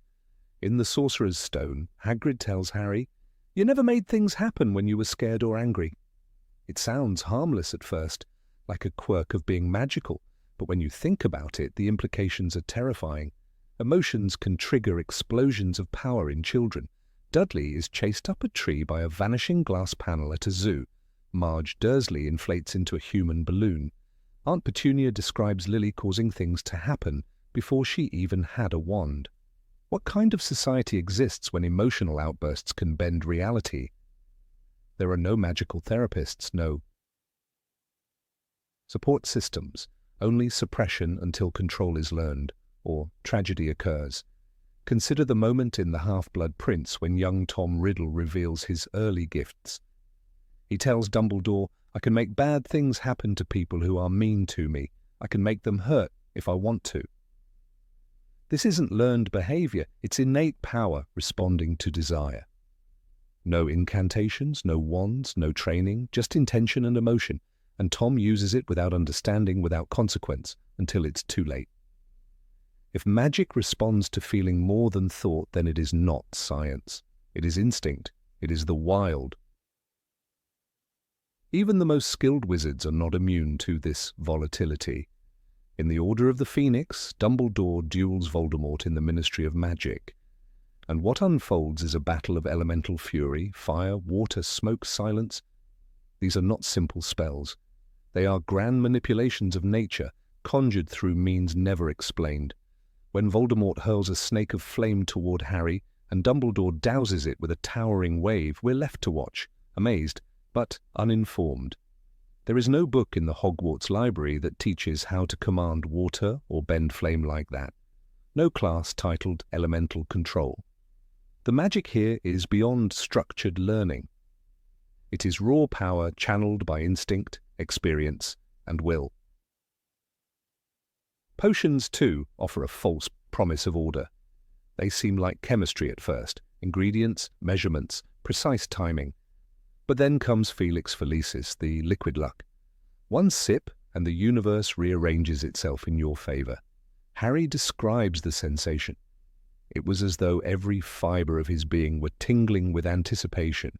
He knew, without knowing how, that everything would be all right, that he would succeed. How does a potion manipulate probability? How does it twist chance to guarantee success? No one knows. Slughorn only warns against overuse. The consequences, again, are mysterious. The magic is beautiful, but it is not safe. Even time itself is not immune. The Prisoner of Azkaban introduces the Time Turner, a device that lets one relive hours, potentially days. But McGonagall is stern about it. No deviations, no interactions, no interference. Why? Because the magic behind it is unstable. Hermione is trusted with the device, but not trusted to understand it. She uses it under strict rules, like a child playing with fire. And when the time loop resolves, Buckbeak flies, Sirius escapes, and events repeat, we are left without any comprehension of what governs causality in the wizarding world. If time can be bent, what prevents it from breaking? Wands, the essential tools of magic, only deepen the uncertainty. Mr. Ollivander insists, the wand chooses the wizard. But how? What is the mechanism behind this sentience? Why does one piece of wood and core respond to Harry, but not to Ron? And why do some wands work under duress while others backfire catastrophically? In the Deathly Hallows, the Elder Wand's loyalty becomes a deadly obsession. Ownership is passed not by sale, but by defeat. A duel determines control, not merit. This is not logic, it's magical law, inscrutable and ancient, passed down without understanding. Even the wizards fear it. Magical creatures follow similar unpredictability. Thestrals appear only to those who have seen death. But why? What triggers their visibility? Is it emotional trauma, philosophical understanding, or a magical awakening? Harry sees Cedric die but doesn't see Thestrals until months later. Luna explains it gently but not scientifically. You're just as sane as I am. It's meant to be comforting, but it reinforces the pattern. Magic in this world is not rational. It is reactive and sometimes delayed, as if even the creatures themselves are bound by some subconscious force.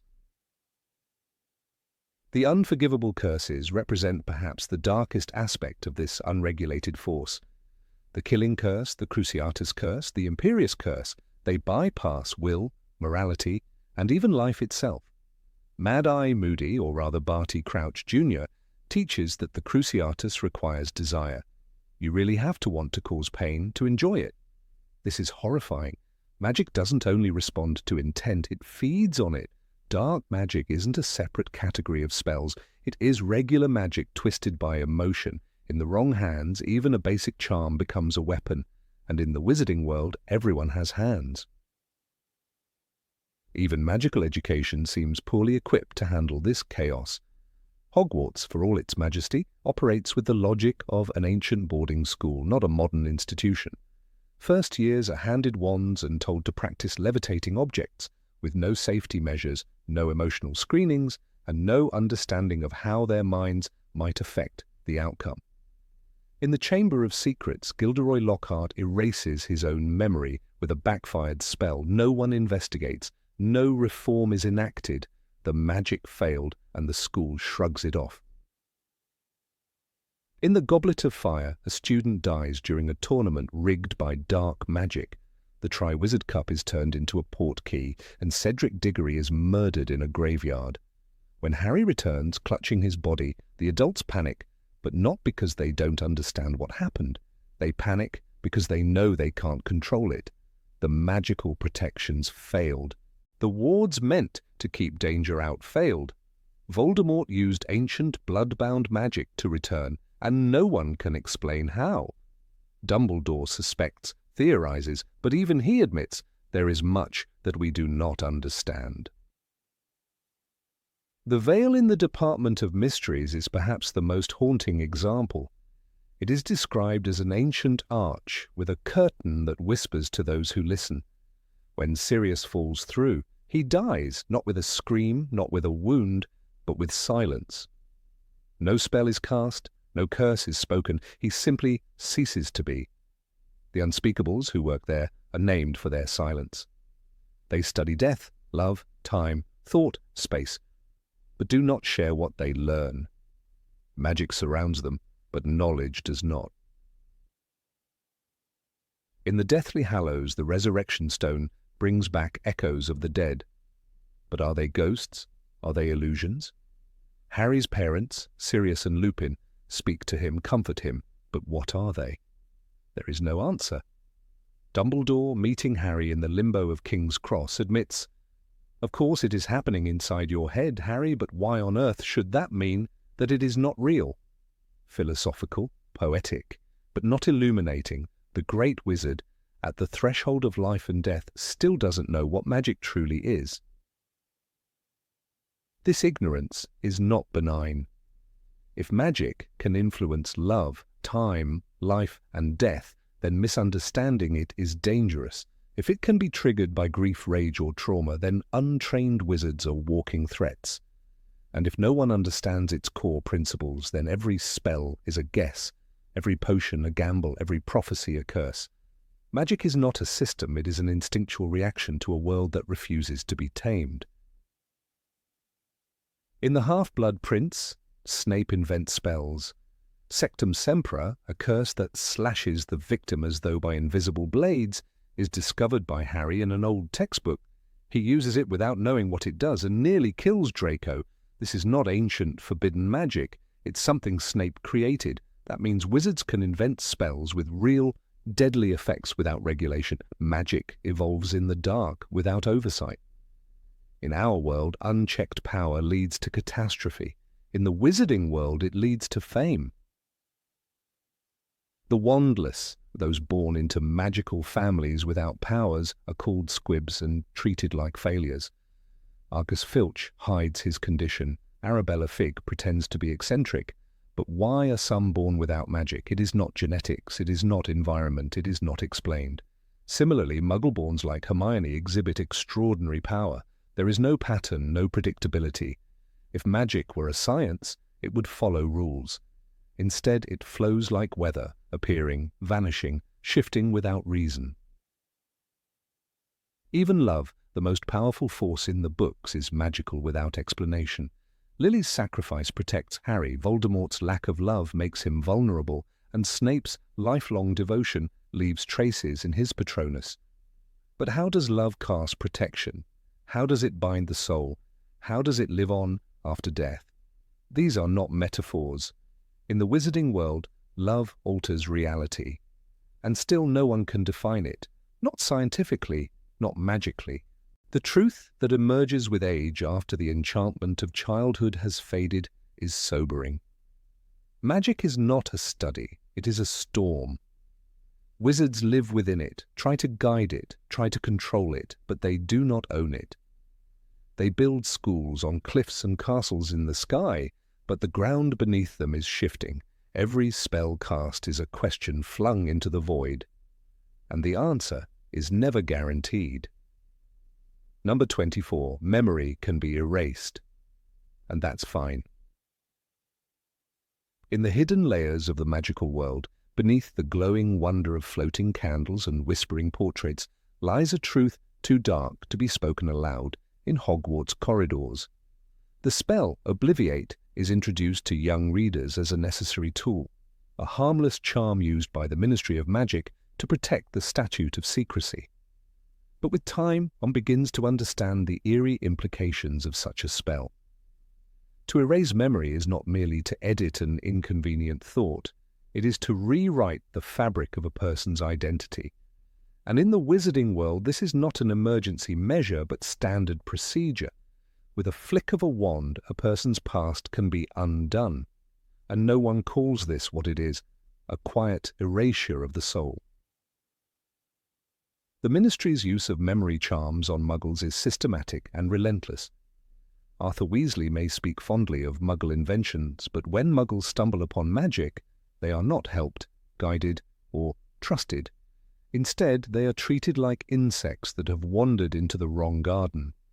In the Chamber of Secrets, when Harry and Ron crash Mr. Weasley's enchanted Ford Anglia into a tree visible to a crowd of Muggles, the Ministry sends Mafalda Hopkirk to issue a reprimand, not for endangering the boys, but for exposing magic. A hover charm has been used at 12 minutes past 7 in the evening, says her letter, void of compassion. The children might have died, but what matters is that the Muggles saw. Somewhere, faceless witches from the Department of Magical Accidents and Catastrophes arrive with wands raised to alter the witnesses' minds. And then, like a gust of wind, the memory is gone. But this tampering isn't always sterile or benign. The erasure of memory, especially when repeated, may lead to the collapse of identity. Memory is how we stitch together the narrative of who we are. It tells us whom we love, whom we hate, what we've feared, what we've survived. In Half-Blood Prince, Professor Slughorn's memory of a conversation with Tom Riddle is so shameful that he tampers with it himself. His tampered memory is grotesque, jumbled and misshapen, as though his mind has been wounded. It takes Dumbledore's patient efforts and Harry's bravery to retrieve the original. Then one must wonder how many memories, across how many minds, have been twisted beyond recognition. The cruelty of memory manipulation is laid bare in the case of Gilderoy Lockhart. Behind his smile and polished hair lies a predator of stories. Lockhart made a career not by living through heroic adventures, but by stealing them, along with the memories of those who did. All those adventures, mine, not theirs. I had to use memory charms to make them forget, he says proudly in Chamber of Secrets, revealing his crimes as if recounting a clever prank. His victims? The witches and wizards who risked everything to save lives, now left with blank stares and shattered minds. One can only imagine the aftermath. Brave people reduced to shells, stories wiped clean, lives stolen by a man with a wand and ambition. Even more disturbing is how memory alteration is presented as a protective gesture, a gesture of love. Hermione Granger, known for her righteousness and intellect, performs one of the most painful acts of the entire series. She modifies her own parents' memories to make them believe they are different people. In Deathly Hallows, she says, "I've also modified my parents' memories so that they're convinced they're really called Wendell and Monica Wilkins, and that their life's ambition is to move to Australia." In doing so, she erases herself from their lives, a daughter removing herself from the hearts of her own parents. Though done to protect them, it raises profound questions. What is love without memory? What is family, if not a shared past? The normalization of memory erasure echoes through the wizarding justice system. Barty Crouch Jr., hidden under the Imperious Curse and Polyjuice Potion, had lived within the walls of his own home without anyone recognizing him, not even the house elf Winky, who had spent years by his side. The Ministry had modified memories to cover up his escape. Truth becomes irrelevant in a system where minds are pliable. In Goblet of Fire, Barty's story is only revealed because of Veritaserum and careful probing, and by then damage has been done. A man had walked free, victims had been silenced, and the world continued unaware. Bertha Jorkins, an unassuming Ministry employee, vanishes while on vacation in Albania. Few search for her. Why? Because her memory had been previously tampered with, making her unstable and forgetful. Voldemort, upon discovering her, breaks through the charm and uncovers hidden information. Proof that even poorly cast memory charms can muffle truth for years. Dumbledore later tells Harry, Bertha Jorkins was a tragic victim of memory modification. Her tragedy is not just in her death, but in her erasure, her life, her potential, her truths, all discarded like parchment scraps in the wind. The implications stretch even into magical law enforcement. The Obliviators, an official branch of the Ministry, are tasked with memory erasure as routine. They are not therapists, healers, or philosophers. They are bureaucrats with a wand. Memory is a mess to be tidied, not a sacred piece of the self. In Fantastic Beasts and Where to Find Them, a thunderbird releases a magical rain over New York to obliterate the memories of an entire city. Queenie Goldstein, a skilled legilimens, whispers with sadness about how easy it is to forget. But the sadness is brushed away, replaced by smiles and a restored order, as if truth never mattered to begin with. The question emerges, is the wizarding world addicted to control? In the same way muggles are monitored and modified, wizards do not trust their own kind with reality. After the Battle of the Department of Mysteries, when Dumbledore returns to the Ministry's favour, Fudge begins reshaping the narrative.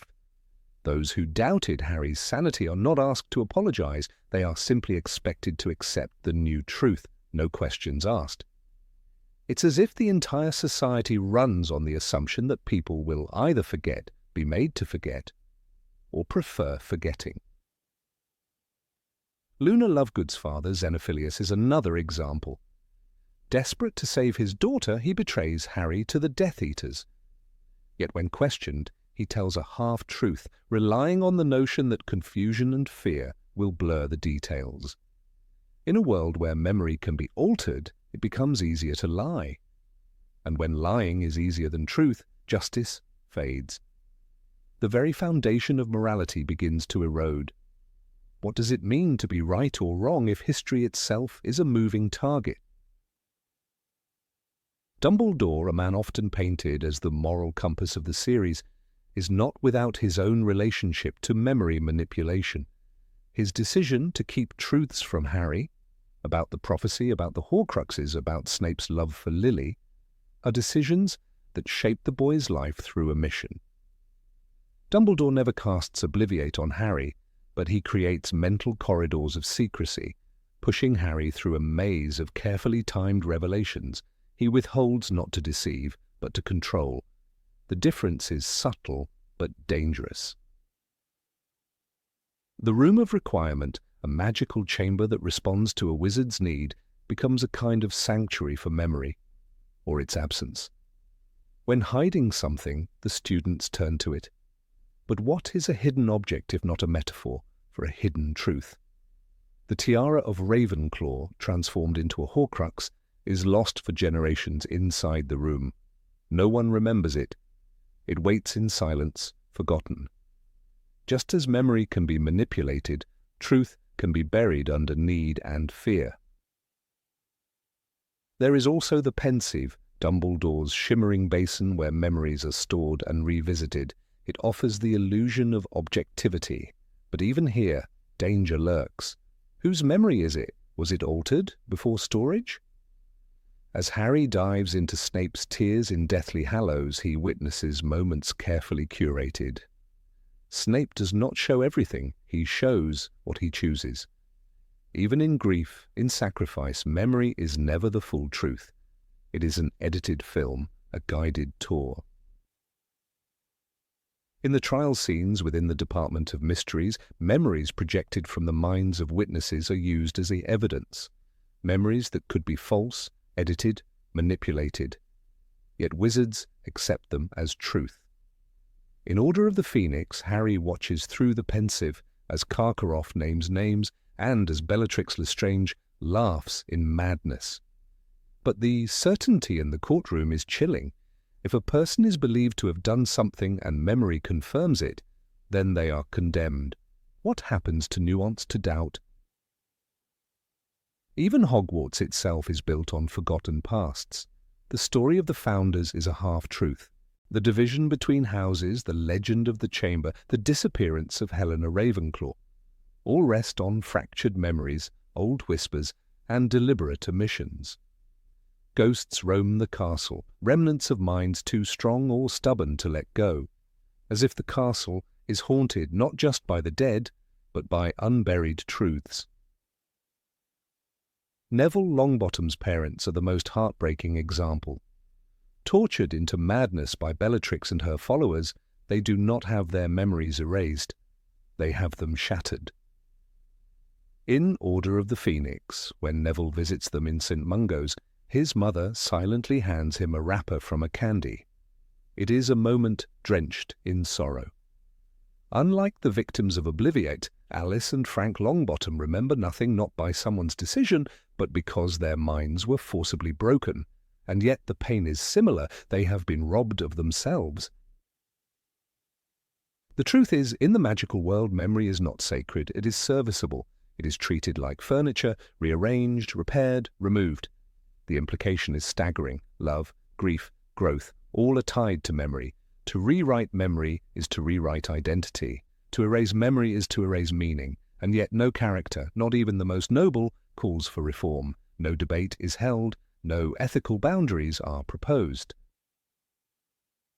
In such a world, memory becomes the final frontier of power.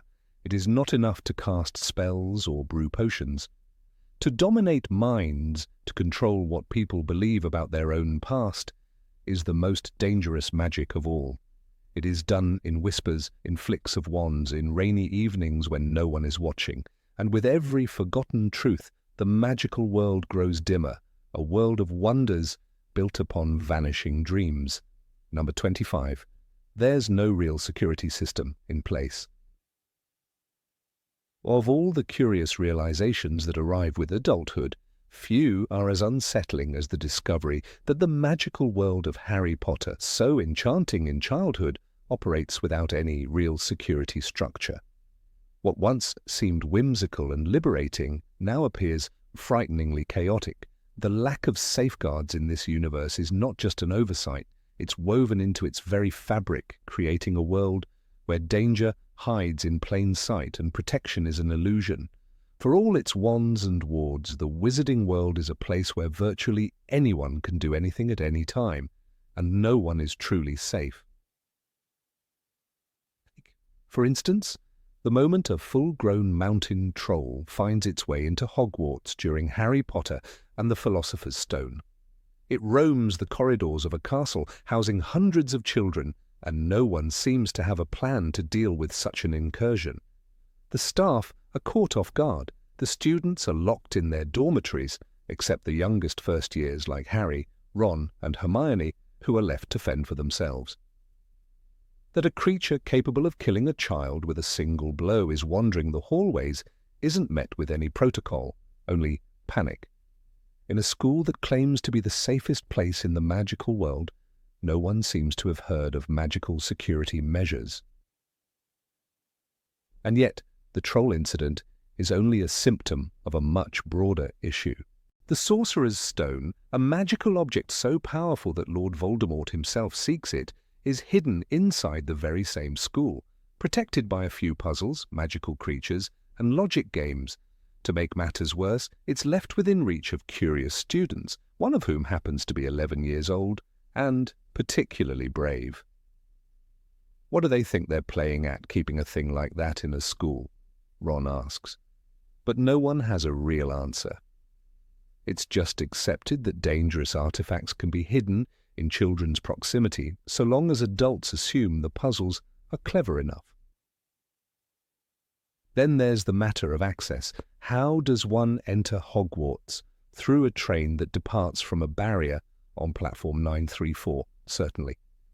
But that's not the only way. If someone knows the location of the school, they can apparate nearby. If they have a broomstick, they can fly to its towers. If they know the route through the Forbidden Forest, they can walk right in. This becomes particularly clear during the Triwizard Tournament in the Goblet of Fire, when Barty Crouch Jr., under the guise of Mad-Eye Moody, manages to not only infiltrate Hogwarts, but manipulate one of its core magical artifacts, the goblet itself, to place Harry's name inside. This intrusion isn't detected by any wards, alerts, or security teams. He simply walks in, uses Polyjuice Potion, and teaches classes for months. The entire staff is fooled. Even more disturbing is the lack of accountability. In the Chamber of Secrets, an ancient monster slithers through the plumbing of the school, petrifying students. Instead of evacuating Hogwarts or bringing in professional magical law enforcement, Dumbledore and his staff wait. Rumours abound. Children are terrified. Ginny Weasley is nearly killed. The assumption seems to be that the school must go on, no matter the risk, and the burden of solving the crisis, once again, falls on Harry and his friends. Where is the magical equivalent of a SWAT team? Where is the department trained to deal with magical creatures or cursed objects or dark magic attacks? It simply doesn't exist. And what about the castle itself? It is described as the safest place in Britain, yet time and time again, the school is penetrated by malicious forces. In The Half-Blood Prince, Draco Malfoy manages to smuggle in Death Eaters using a vanishing cabinet hidden in the Room of Requirement. That he succeeds in this plan, unmonitored and undetected over the course of an entire school year, is terrifying. The school has no system in place to scan or surveil magical spaces. There are no routine security checks, no magical patrols that could detect suspicious activity. The Marauders Map, a piece of parchment created by teenage boys, has more awareness of people's movements within Hogwarts than any official staff member or magical artifact. This negligence extends beyond Hogwarts. The Ministry of Magic itself, the supposed centre of magical governance, is shockingly vulnerable. When Harry and Arthur Weasley visit it through a public fireplace in the Order of the Phoenix, they do so with minimal identification. Later, in the Deathly Hallows, Harry, Ron, and Hermione infiltrate the Ministry with little more than Polyjuice Potion and a vague plan. They walk among high-level employees, break into offices, and extract a Horcrux from Dolores Umbridge herself.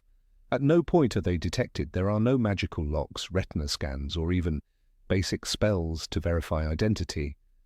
The assumption seems to be that everyone in the Ministry is who they appear to be, and if someone says they belong there, they do. Even Azkaban, the wizarding prison, is built on nothing but fear. Guarded by Dementors, who are themselves unreliable and eventually switch allegiances to Voldemort, it offers no genuine security. Sirius Black escapes by simply turning into a dog. Barty Crouch Jr. is smuggled out under an invisibility cloak. Later, the Death Eaters escape en masse without leaving so much as a clue. For all its ominous reputation, Azkaban proves to be astonishingly ineffective at its sole purpose, keeping criminals imprisoned. Magic itself, for all its brilliance, has no regulatory body. Anyone with a wand can perform any spell anywhere, anytime. There's no magical license that limits spell usage, no governmental regulation over the creation or use of dark artifacts, and no real way of preventing magical crimes before they occur. The unforgivable curses, Cruciatus, Imperius, Avada Kedavra, are illegal? Yes. But what stops someone from casting them? Nothing but conscience. There is no counter-curse, there's no blocking it, says Mad Eye Moody about Avada Kedavra. Only one known person has ever survived it. In other words, if someone points a wand at you and means it, there is no magical defense. That's not a justice system, that's a gamble.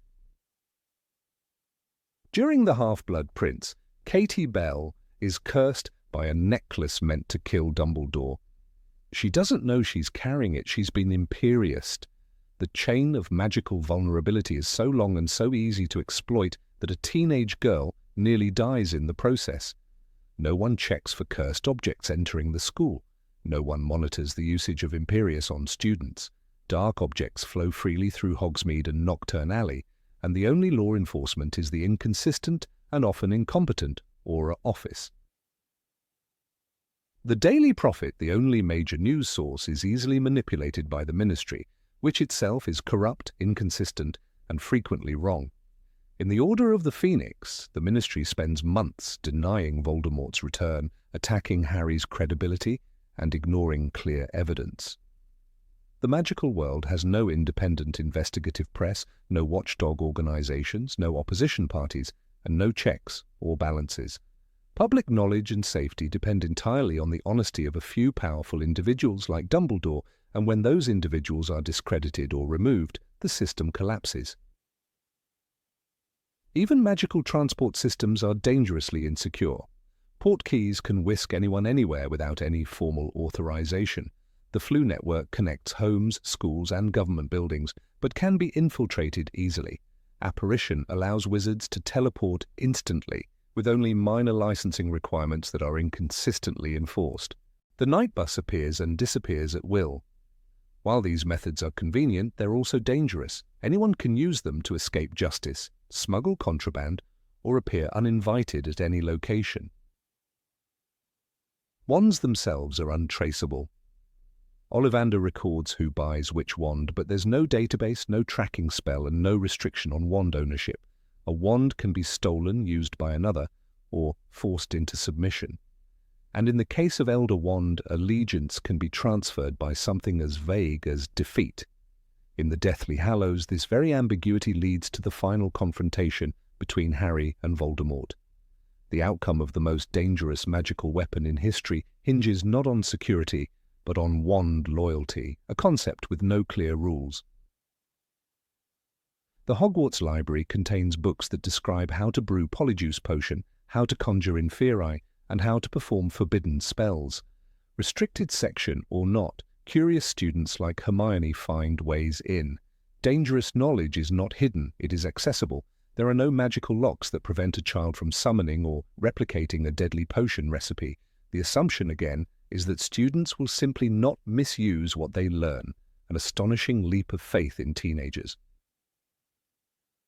The Room of Requirement, perhaps the most dangerous location in Hogwarts, changes form based on need. It hides people, objects, and dangerous magic. In The Half-Blood Prince, it conceals Draco's project to murder Dumbledore. In the Deathly Hallows, it becomes the headquarters of Dumbledore's army. It also stores centuries' worth of dark and forgotten magic, and no teacher seems to know or care what exactly is kept inside, a magical room that can appear and disappear on command, accessible to children, filled with secrets, no locks, no guardians, no inventory. In the wizarding world, grief and trauma are not met with counselors or therapists, but with silence or potions. After Cedric Diggory's death, no one checks on Harry's mental state. He suffers from nightmares, hallucinations, and PTSD throughout the Order of the Phoenix, yet receives no psychological care. He's told to move on, to focus, to fight. Magic can heal broken bones in seconds, but it does nothing for the mind. And in a world where children face death annually, that lack is devastating. Ultimately, the magical world survives not because of its structure, but despite it. Hogwarts endures because students are brave. The Ministry continues because people like Kingsley Shacklebolt and Arthur Weasley act with integrity, but these are individuals, not institutions. As readers grow older, they realize that the real magic isn't in the spells, it's in the trust placed in flawed systems. The wizarding world runs not on order, but on tradition and hope. And as anyone who's ever lived through disaster knows, hope alone is not a security plan. Number 26. Violence is alarmingly normal. It begins with a flick of a wand and a flash of light. Innocent enough, even exhilarating when you're 11 and the world of magic has just opened to you like a storybook made real. The first time a Hogwarts student sends sparks from their wand, they laugh. It's power without consequence, but the laughter fades with age, and what once seemed like harmless fun begins to look like something much darker. The spells aren't all for levitating feathers and turning beetles into buttons. Many are for harming, dominating, humiliating. And what's worse, children wield them without fear. In corridors, in classrooms, in duels they're encouraged to participate in. It's only after you've grown that the unsettling truth becomes clear. The level of aggression in the wizarding world isn't just high, it's normalized. From the very first year, students are taught spells that, while not outright dangerous, can escalate quickly. Expelliarmus, meant to disarm, is treated as the dueling go-to, yet even this supposedly safe spell can send someone flying across the room. In Harry's second year, we see him use it against Draco Malfoy in a dueling club, a club set up, ironically, after a student was petrified by a monster. The spell hits Draco with such force that his wand is knocked away and he's sprawled across the floor. This is not discipline, it's play fighting with the force of a small explosion. And this is just the beginning. What starts with Expelliarmus can easily become something more vicious. By third year, students have learned the impediment jinx, the jelly legs curse, and langlock, each designed to disable or humiliate. Fred and George Weasley use these liberally in the corridors, once even testing skiving snack boxes on younger students, fully aware the products would make them vomit or faint. And yet they are admired, not condemned. "You make us sound like a pair of bloody Death Eaters," Fred once joked to Hermione, who raised concerns. But that's precisely the problem. The line between mischief and malice blurs when pain and humiliation are considered comedy. In any other school, this would be bullying. In Hogwarts, it's house spirit. Even more disturbing is the lack of meaningful boundaries. There is a moment in The Half-Blood Prince when Harry, overwhelmed by rage and jealousy, uses a spell he doesn't understand, Sectum Sempra, against Draco. It slices Malfoy open like an invisible sword. Blood pours everywhere. Snape arrives just in time to save the boy's life. "Do not ever use that spell again," he hisses. But where did Harry learn it? From a textbook, a school book, left unattended in a cupboard, authored by the Half-Blood Prince, and filled with instructions on how to maim and mutilate. What kind of school allows children to keep books that contain lethal spells? What kind of world puts that power in the hands of a 16-year-old? And let's not forget unforgivable curses. In the Goblet of Fire, fourth years are exposed to the Cruciatus Curse, the Imperius Curse, and Avada Kedavra, the ultimate killing curse. They do not learn about them from books or lectures, but by watching a professor demonstrate them on spiders. Pain. You don't need thumbscrews or knives to torture someone if you can perform the Cruciatus Curse, says Barty Crouch Jr., disguised as Mad-Eye Moody. He doesn't just explain, he performs it. The spider writhes in agony, twitching and screaming in its own way. The students watch. Some are horrified, others are fascinated. Now those three curses, Avada Kedavra, Imperius, and Cruciatus, are known as the unforgivable curses, the professor adds. Using any one of them on a fellow human being is enough to earn a life sentence in Azkaban. And yet they're being shown, perhaps even taught, to teenagers. It's as if the lesson isn't how to resist evil, but how to wield it. Aggression is not only tolerated in Hogwarts, it is rewarded. During the Triwizard Tournament, Harry is praised for stunning a dragon, outmaneuvering mermaids, and dueling Death Eaters. He is applauded not for cleverness or restraint, but for brute magical force. Even in the Battle of the Department of Mysteries, the students are not held back. They charge forward into a war they don't understand, casting spells that could paralyze, maim, or kill. When Harry uses a stunning spell on a Death Eater, the man falls with a sickening crunch. Hermione is hit by a curse that renders her unconscious. No adult stops them, no one punishes them for reckless endangerment. Instead, they become heroes. Consider too the Marauders, James Potter, Sirius Black, Remus Lupin, and Peter Pettigrew, hailed as legendary figures. And yet, as teenagers, they terrorized Severus Snape with a cruelty that bordered on sadism. James hexes him repeatedly, levitates him upside down in front of a crowd, and exposes him. Snape is humiliated, but no one intervenes. He was a great friend, Lupin later says of James. But if friendship is measured in how many times you gang up on someone, then Hogwarts sets a grim example. The school didn't just ignore bullying, it immortalized it in memory books and nostalgic recollections. When Dolores Umbridge arrives in the Order of the Phoenix, she restricts spell work in class. Ironically, it is the only time Hogwarts ever attempts to suppress student aggression. The students are furious. How are we supposed to defend ourselves? They demand. And indeed, the Ministry's paranoia is not the answer, but it reveals something telling. When the school temporarily withholds violent power, the students rebel. They are addicted to it, entitled to it. The very idea of not casting hexes or practicing defense is seen as a violation of their rights. That's not curiosity, that's militarization.